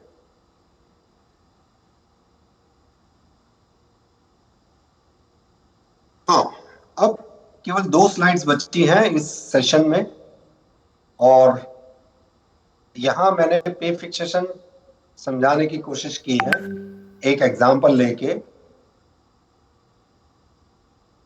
कि ऑन प्रमोशन कैसे पे फिक्स होता है। बड़ा सिंपल है। एग्जांपल देखिए, mister A is drawing ₹50500 in level 6 and he is promoted to level 7 on 2nd March 2024. His date of next increment is 1/7/2024. तो दोनों ही प्रकार, एक तो नॉर्मल पे फिक्सेशन कैसे होगा और from the date of next increment कैसे पे फिक्सेशन होगा, ये दोनों ही यहाँ पर बताया मैंने। तो स्टेप बाय स्टेप समझते हैं। प्रेजेंट पे है एम्प्लॉय का, जैसे यहाँ बताया है 50,500 as on 2nd March. He is promoted to level 7 on 2nd March. एक नोशनल इंक्रीमेंट ऐड कर दिया जाएगा जो नेक्स्ट इंक्रीमेंट है L6 में। 50,500 के बाद अगर आप पे मैट्रिक्स देखेंगे तो वो है 52,000। अब 52,000 जो है एडिशनल, ये नोशनल इंक्रीमेंट है। इसके बाद लेवल 7 में पे फिक्स करना है। लेवल 7 में पे फिक्स करते हुए पहले ये देखना है कि क्या यही सेल वैल्यू लेवल 7 में अवेलेबल है क्या। अगर अवेलेबल है तो वहीं पर पे फिक्स कर दिया जाएगा। अगर नहीं है तो नेक्स्ट हायर जो भी सेल वैल्यू होगी वहां फिक्स होगा। Please remember. तो 2nd मार्च को एम्प्लॉय का पे फिक्स हो गया 52,000 पे। यदि कोई अलग स्टेज होता 52,000 के अलावा तो वो मिल जाता। अब चूंकि लेवल 6 और 7 में आप देखेंगे ये एक सेल वैल्यू इक्वल है तो वहीं पर पे फिक्स कर दिया गया। अब नेक्स्ट इंक्रीमेंट जो है एम्प्लॉय को मार्च 2024 में क्योंकि प्रमोशन मिला है, अब 6 पे कमीशन ने बोल दिया कि पहला जो इंक्रीमेंट है, फर्स्ट इंक्रीमेंट, वो 6 महीने के बाद मिल जाएगा। Only in case of financial upgradation in MSCP, promotion and first appointment. Please remember, I will repeat. ये 6 मंथ्स वाला कॉन्सेप्ट कहां लागू होगा? Only in case of financial upgradation, जहां पहली बार होता है, फर्स्ट अपॉइंटमेंट होती है ऑन रिक्रूटमेंट, या फिर ऑन प्रमोशन। ये 3 मामले में पे फिक्सेशन करने की तारीख से 6 महीने के बाद तुरंत इंक्रीमेंट मिल जाता है। इसके बाद हर साल पे, यानी कि 12 महीने के बाद मिलता है। तो यहां आप देखेंगे 2 मार्च 2024 को पे फिक्स हुआ है, उसके करीब 9 महीने के बाद, 9 महीने के बाद पहला इंक्रीमेंट से एम्प्लॉय को मिल गया लेवल 7 में। अब जो इंक्रीमेंट इसके बाद मिलेंगे वो एक एक साल पे मिलेंगे। ये चूंकि पहला इंक्रीमेंट था आफ्टर पे फिक्सेशन, इसलिए वो 9 महीने पे मिल गया। 6 महीने से ज्यादा होता है तब मिल जाता है।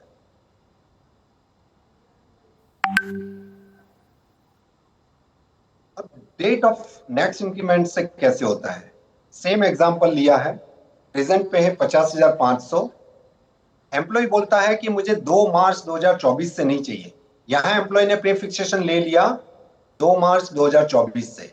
यहां एम्प्लॉय कहता है मुझे DNI से दीजिए, यानी कि 1 जुलाई से दीजिए, मुझे 1 जुलाई 2024 से दीजिए। तो क्या किया जाता है?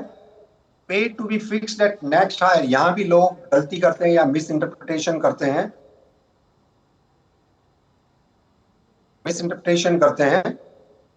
2 मार्च 2024 एम्प्लॉय का प्रमोशन हुआ है 2 मार्च 2024 से।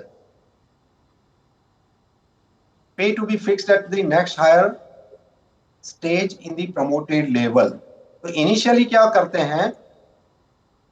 Without giving any additional increment और नोशनल इंक्रीमेंट, जो भी नेक्स्ट हायर स्टेज है इन दी हायर लेवल, वहां एम्प्लॉय का पे पहले इनिशियली फिक्स कर दिया जाता है। प्लीज रिमेंबर, यहां 50,500 एक लेवल है लेवल 7 में भी, लेकिन वो नहीं देना है, उससे हमेशा नेक्स्ट हायर लेवल देना है। यहां पर कई बार देखा गया है कि पे फिक्सेशन क्लर्क हैं जो रिफ्यूज करता है, बोले नहीं ये 50,500 क्योंकि लेवल 7 में भी है तो वो नहीं देंगे, दैट इज रॉन्ग। तो इनिशियल पे है 52,000 पे फिक्स करिए। वो जो कंडीशन है वो यहां लागू होती है after giving notional increment. After giving notional increment यहां जैसे किया था, नोशनल इंक्रीमेंट दिया और उसके बाद देखा गया कि सेम लेवल है, तो पाया गया कि हाँ सेम लेवल है, इसलिए हमने सेम लेवल पर ही हायर लेवल में पे फिक्स किया। ओके, यहां जाता है फिर से। इनिशियली हमने 2 मार्च को एम्प्लॉय का पे फिक्स कर दिया 52,000 पे, क्योंकि लिखा है रूल में कि नेक्स्ट हायर स्टेज देना है लेवल 7 में। अब जैसे ही नेक्स्ट इंक्रीमेंट की डेट आई 1 जुलाई 2024, एम्प्लॉय को लोअर लेवल में 2 इंक्रीमेंट रिलीज किए जाएंगे।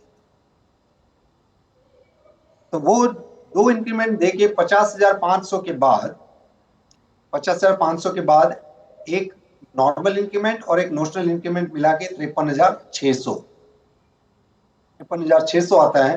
तो 1 जुलाई 2024 को ये देखा जाएगा कि क्या लेवल 7 में 53,600 है, नहीं है तो हायर, नहीं तो फिर सेम।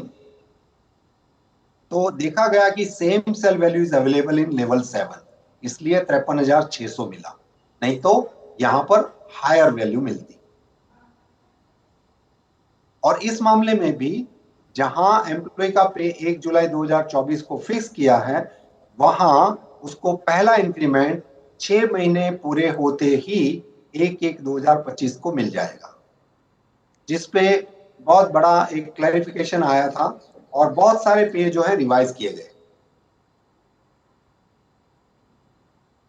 सो ये पे फिक्सेशन मैंने दोनों ही प्रकार बताए, एक नॉर्मल पे फिक्सेशन और एक pay fixation from the date of next increment, यानी कि option on option basis. MSCP pay जो पे फिक्सेशन होता है वो भी सिमिलर है, बहुत सिमिलैरिटी है, इसलिए इस पे डिस्कस नहीं कर रहा हूं। You can take a screenshot और share your number with me, तो मैं आपके साथ ये प्रेजेंटेशन शेयर कर दूं।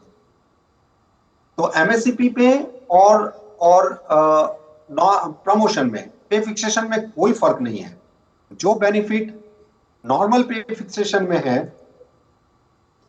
ऑन प्रमोशन है, ऑन प्रमोशन जो पे फिक्सेशन का बेनिफिट है वही बेनिफिट अंडर एमएससीपी अवेलेबल है। केवल यहां पर एक बात करना चाहूंगा, यहां मैंने एग्जांपल लिया है लेवल 2 से लेवल 3 में एमएससीपी का बेनिफिट दिया गया है एम्प्लॉय को।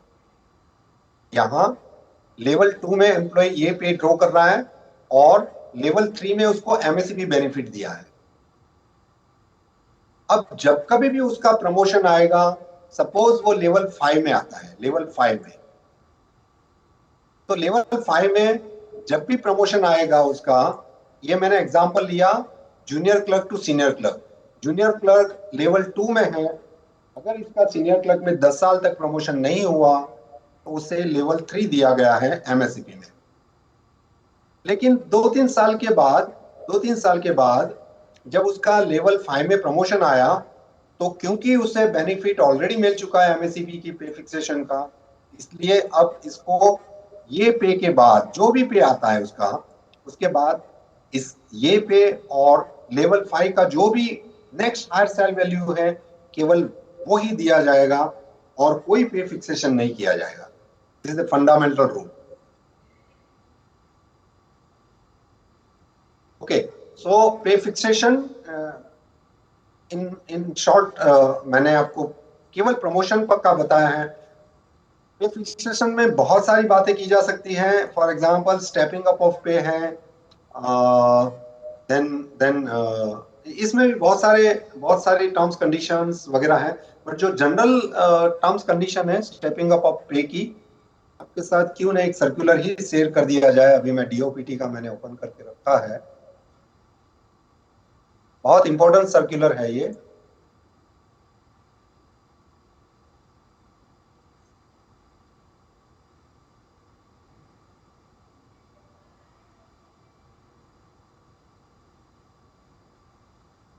सॉरी वो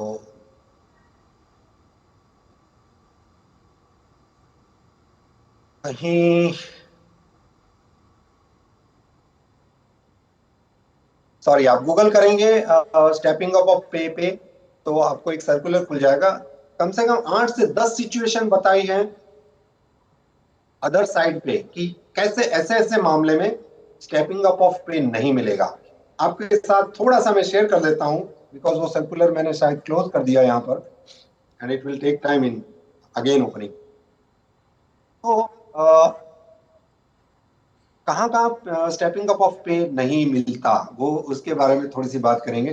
फॉर एग्जाम्पल, एम्प्लॉय पहले से ही हायर पे ड्रॉ कर रहा है, जूनियर एम्प्लॉय, क्योंकि उसकी लेंथ ऑफ सर्विस ज्यादा है सीनियर से, उस मामले में स्टेपिंग अप ऑफ पे नहीं मिलेगा।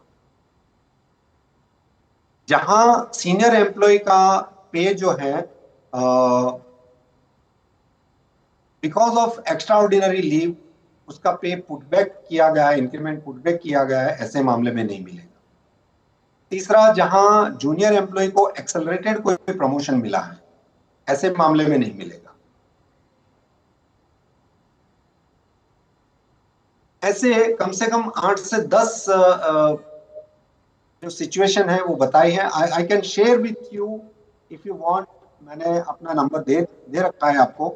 That circular is easily available on Google. केवल आप सर्च करेंगे स्टेपिंग अप ऑफ पे, डीओपीटी सर्कुलर, डीओपीटी गाइडलाइन, और वो सर्कुलर खुल जाएगा, आपको पीडीएफ मिल जाएगी उसकी। It's a very important circular. At least I can share with you.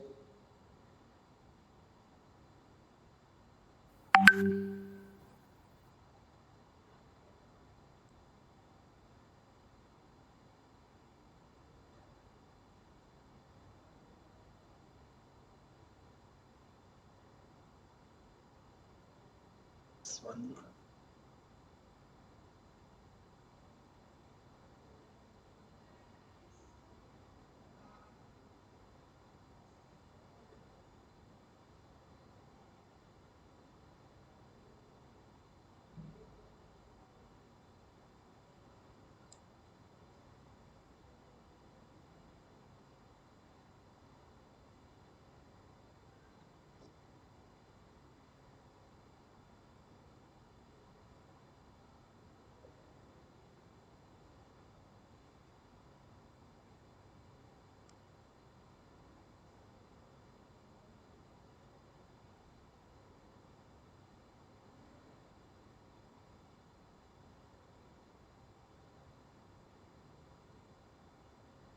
या आपको यदि स्क्रीन पे दिख रहा है,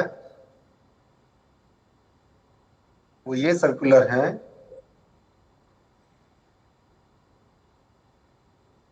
सॉरी, इसमें बाकी सारे इसमें जो इंस्टेंसेस हैं वहां पर जहां अवेलेबल, मतलब stepping up of pay admissible नहीं है। If you can see here, I am highlighting stepping up of pay will not be admissible in such events.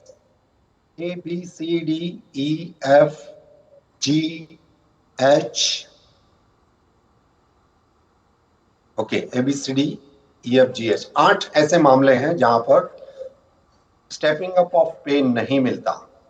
Normally stepping up of पे is admissible only in case of the anomaly occurring due to direct implications of rule 1313। ये in nutshell बताया है। बाकी 6 पे commission के दौरान आपको पता हो कि जूनियर और सीनियर के मामले में जहां डायरेक्ट रिक्रूटी जूनियर्स थे, डायरेक्ट रिक्रूटी जूनियर्स जो हायर ग्रेड में आए, उनके सामने हमने सीनियर्स को पे फिक्सेशन दिया था, स्टेपिंग अप दिया था। सो कहना कहना ये चाहता हूं कि स्टेपिंग अप ऑफ पे के भी मामले अगर आते हैं आपके सामने, then please examine it well. ये सर्कुलर अगर आपको पेन पे दिख रहा है, प्लीज नोट डाउन। ये 2018 का है, 26 अक्टूबर 2018 का। इसकी पीडीएफ भी अवेलेबल है, प्लीज रिमेम्बर। इसकी इसकी जो पीडीएफ है वो भी अवेलेबल है, जो आप डाउनलोड कर सकते हो। राइट। तो बिना एग्जामिन किए स्टेपिंग अप ऑफ पे के मामले भी आप डिसाइड ना करें। ये एक उद्देश्य था, एक ऑब्जेक्टिव था इस सेशन का, for all the personnel officers and other staff who are attending this session. तो we have come to an end of the session. जो कॉमन मिस्टेक होती है इसकी अब लास्ट में बात करते हैं कि कहाँ कहाँ कॉमन मिस्टेक करते हैं हम लोग पे फिक्सेशन के मामले में। एक तो एम्प्लॉय का जब प्रमोशन होता है तब एक एक ऑप्शन क्लोज हम नहीं डालते प्रमोशन ऑर्डर में, which should mandatorily be incorporated ex cadre और एडोक प्रमोशन को छोड़ के। एन ऑप्शन नॉट एक्सरसाइज्ड और called for in time, delay in exercising option is not an excuse. Please remember, जो जो हमारे हमारे डीलिंग क्लर्क हैं उनका उनका एक रिस्पॉन्सिबिलिटी है। कई ऐसे अनपढ़, सॉरी अनपढ़ नहीं कहूँगा, ऐसे अनजान लोग हैं जिन्हें पता नहीं होता कि ऑप्शन पे फिक्सेशन का क्या फायदा होगा। हमारे जो जो जो कम लिटरेट एम्प्लॉयज हैं, गैंगमैन वगैरह ऐसे हैं, इन लोगों को एमएससीपी मिलने पर या प्रमोशन मिलने पर जो ऑप्शन देना चाहिए उन्हें उन्हें पता नहीं होता। तो अब तो बाय डिफॉल्ट कह दिया गया है कि उसका जो भी जो बेनिफिट जहां होता है वहां पे फिक्स कर दिया जाए।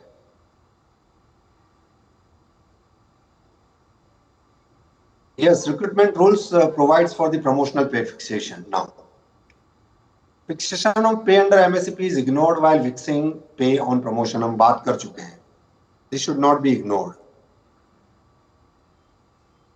Pay in the service record and the salary bill differs.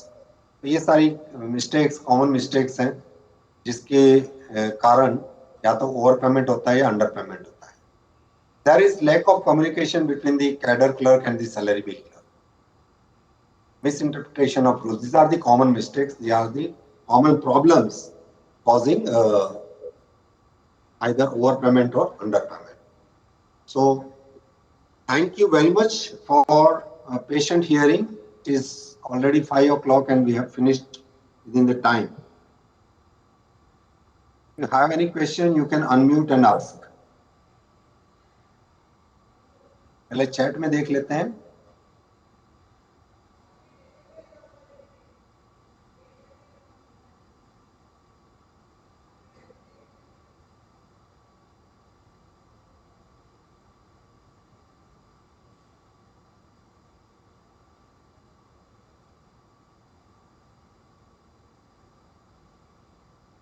बहुत सारे क्वेश्चंस हैं, एक के बाद एक लेते हैं।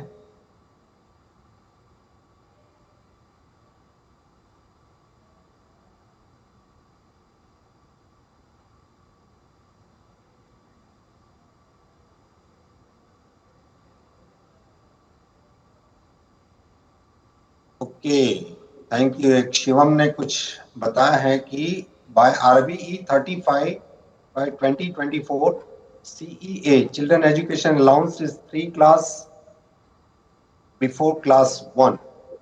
Okay, thank you very much for this correction, Shivam.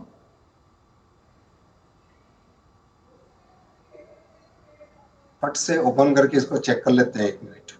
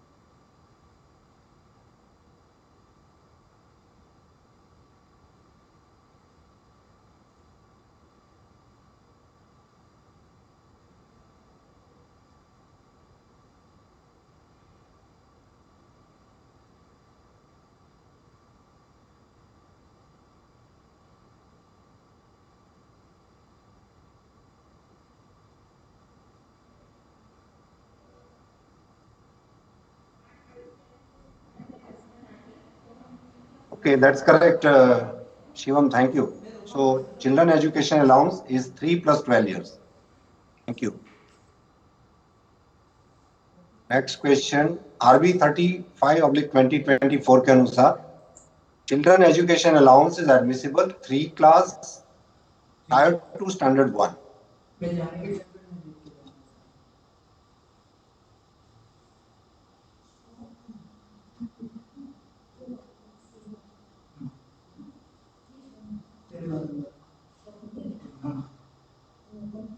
APO RCF साहब, आपका जो क्वेश्चन है उसका जवाब इसमें आ जाता है RB 35/2024 and the answer is yes.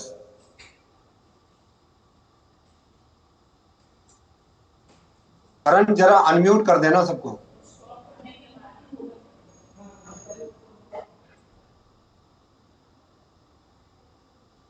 Ji sir. Okay, Shivam Agarwal का एक और question, can ministerial staff get NHA? There is no bar, I think, NHA. बाकी लोग जरा शेयर करेंगे अपने views. There is no bar as to NHA. NHA केवल उन लोगों को मिलता है जिनके लिए स्पेशल सैंक्शन दिया जाता है. कितने लोगों को बुक किया जाएगा, इसमें मिनिस्ट्रियल नॉन मिनिस्ट्रियल से कोई मतलब नहीं है. मोनिका महाजन मैडम ने कुछ पूछा है.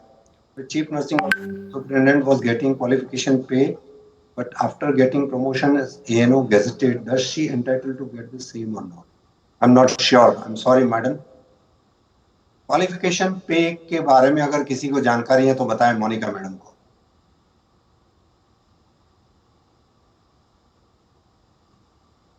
Anybody?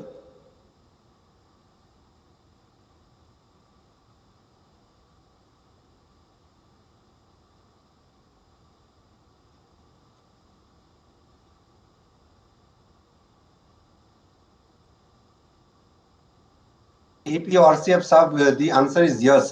क्योंकि रूल जो है, अगर अगर R1 R2 के अलावा अगर कोई सर्कुलर है तो please share. I think Radheshyam must be able to give the answer. Radhe, are you listening? Radhe, कौन सी बात कर रहा है, किसका? ये कह रहे हैं कि क्या दूसरे एम्प्लॉय को जिसको शेयरिंग अलाउ किया है उनको एचआरए मिलेगा क्या? शेयरिंग में तो अच्छा नहीं मिलता है, सिर्फ आपके जो बहू है या आपकी बेटी को मिलता है वो कारण. शेयरिंग विद आपकी जो डॉटर ला है, बेटी है, उसको मिलता है. बेटे को मिलता है, बाहर वालों को मिलता है वो चीज. या तो नहीं करते. नहीं, दो दो दो कलीग हैं जिन्होंने शेयर किया है, क्या दोनों को एचआरए नहीं मिलेगा? नहीं, यानी सर्कुलर देखना पड़ेगा डाउट है दूसरे की. R2 जो है, R2 केवल ये कहता है कि दूसरे को तब नहीं मिलेगा जब वो रेंट फ्री एकोमोडेशन हो. तो मुझे ये बताना था, ये पहला वाला था ना आपका क्लरिकल स्टाफ का, उसके बारे में मुझे बोलना था कि एनएचए उन्हीं को मिलता है जो ऑफिसेज आप बंद नहीं कर सकते हैं 365 दिन में. चलते रहते हैं, जैसे आपका station master office, booking office, जो ऑफिस बंद किए जा सकते हैं, जो काम आज या कल आगे पीछे हो सकता है, उसको वहां देने का रूल ही नहीं है. क्लरिकल स्टाफ को कभी भी नहीं मिलेगा नीचे. नहीं, अगर क्लरिकल स्टाफ ओपन लाइन में पोस्टेड है वो ऑफिस बंद होता है ना. ओपन लाइन का ऑफिस क्लरिकल का हर ऑफिस बंद होता है. बुकिंग क्लर्क है तो उसको बंद नहीं होगा तो उसका उसको मिलेगा. जो ऑफिस बंद हो सकता है हॉलीडे के दिन या रेस्ट के दिन, उन स्टाफ को नहीं मिलता है. नहीं, मिनिस्ट्रियल स्टाफ इन्होंने पूछा, मिनिस्ट्रियल स्टाफ नहीं मिलेगा. तो all the clerks will not gate, आपका कहना है? जो ऑफिस बंद हो सकता है तो बंद ही नहीं हो सकता है, बात अलग है. वो तो कोई भी ऑफिस बंद हो सकता है. नहीं बंद होने का जो बेसिक रूल है वो ये है कि स्टाफ की मिनिमम कितनी रिक्वायरमेंट है. तो जहां तक मैं समझता हूँ एनएचए के लिए कोई कैटेगरी डिफाइंड नहीं है. नहीं, मैं बता.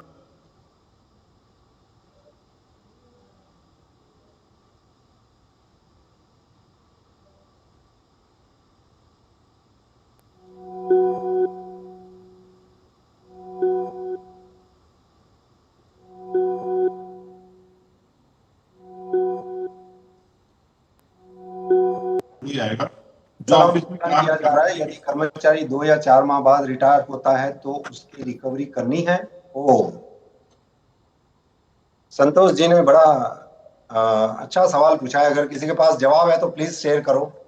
रिकवरी तो करनी है। अगर आप पॉलिसी लेटेस्ट आई है वो है कि आपको एग्जाम्पशन लेना है, पहले रिकवरी करो फिर एग्जाम्पशन मांगते रहो, बोले ले से 5 लाख तक का जो भी नया जो पॉलिसी रिसेंटली अभी आया नहीं नहीं नहीं, ये ड्रेस अलाउंस की बात है। ड्रेस अलाउंस की बात है। Let us share with all कि हम जुलाई माह में एडवांस में दे देते हैं ना पैसा हम्म ड्रेस अलाउंस का। हम्म। अब समझ लीजिए कोई सितंबर में रिटायर हो रहा है तो क्या उसको 3 महीने का ही देंगे? नहीं, जुलाई में तो ड्रेस तो आपको जुलाई में करेगा ना बंदा, हाँ, जुलाई से 10 दिन, एक महीना पहले पूरा मिलेगा, एक दिन पहने पहने चाहे 4 महीने पहने। पूरा मिलेगा उसको। संतोष जी सुन रहे हो?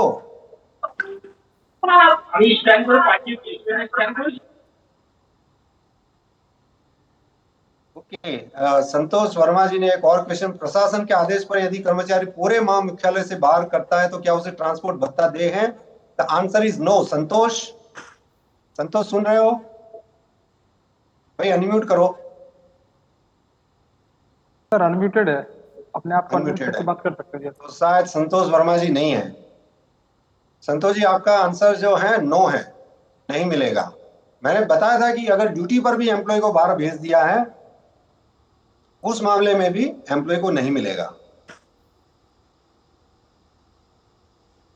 श्याम सुंदर वर्मा साहब ने पूछा है whether full dress allowance admissible for employees joined in June or July any paid years. Similarly, whether full allowance will be allowed. Yes, the answer is yes. Verma साहब, कोई इसमें प्रो रेटा देने वाला कोई प्रावधान नहीं है।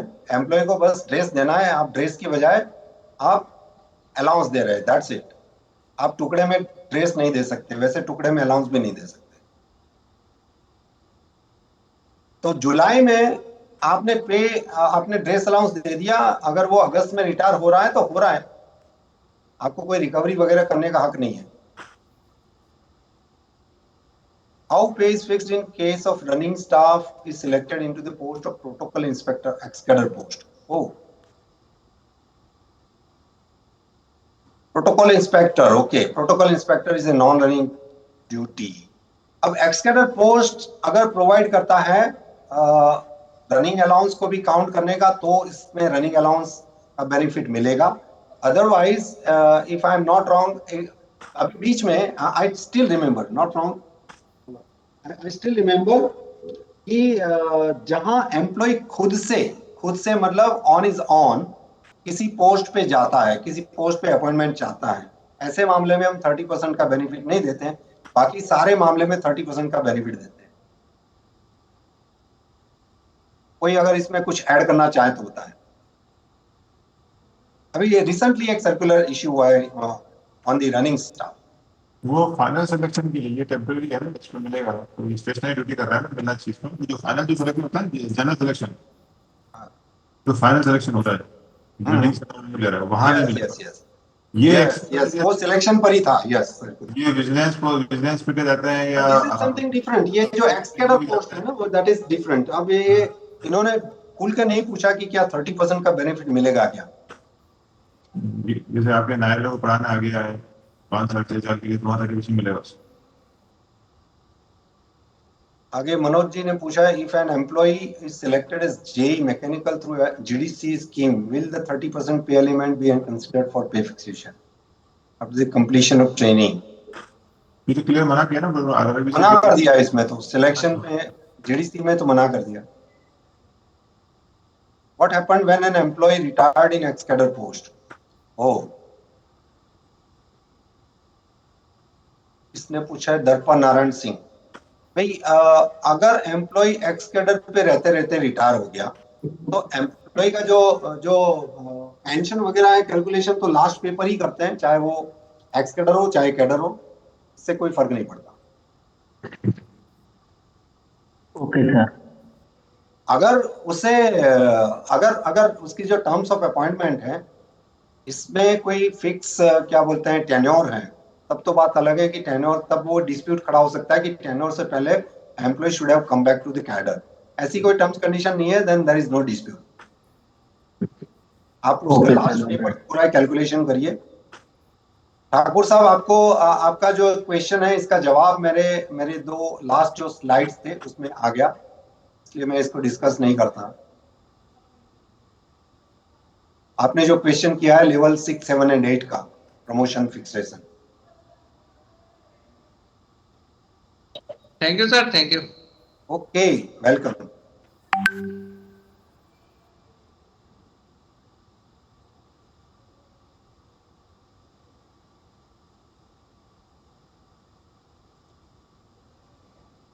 Manoj ji, the answer is yes. 2 March 23 को प्रमोशन हो रहा है, वो जनवरी 24 से अगर अपना फिक्सेशन लेना चाहता है, the answer is yes. It is up to the employee to opt for the fixation. Yes sir.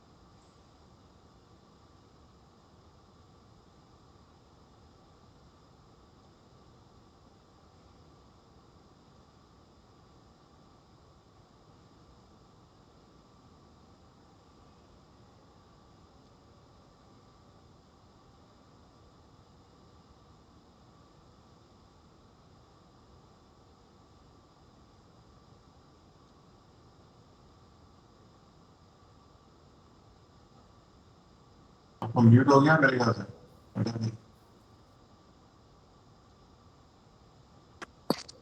Sir unmute कीजिएगा, माइक म्यूट है हेलो सर। जी hello. Sir, right sir, right sir, audible sir.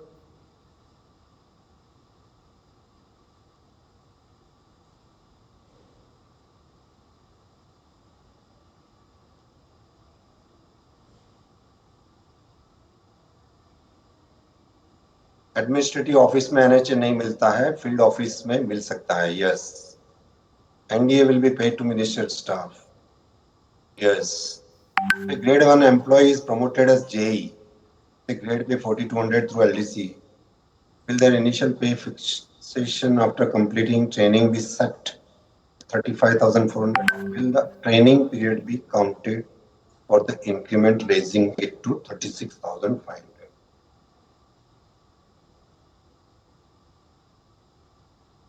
Date of appointment is important of the JE mechanical.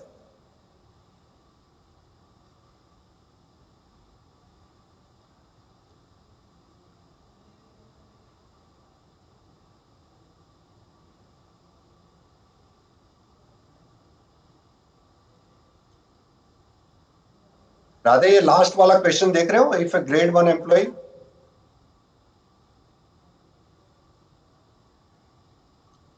Hello, anyway the answer seems to be yes. Manoj ji सुन रहे हैं?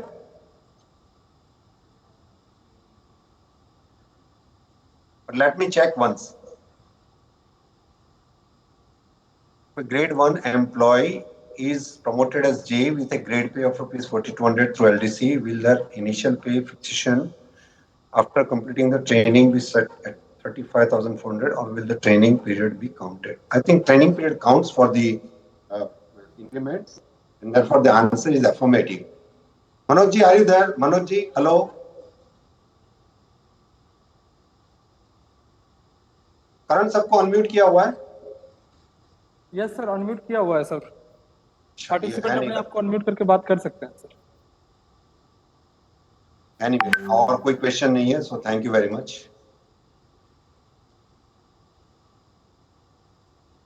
Session I'm closing. Session close करें sir. Yes, yes. Okay sir.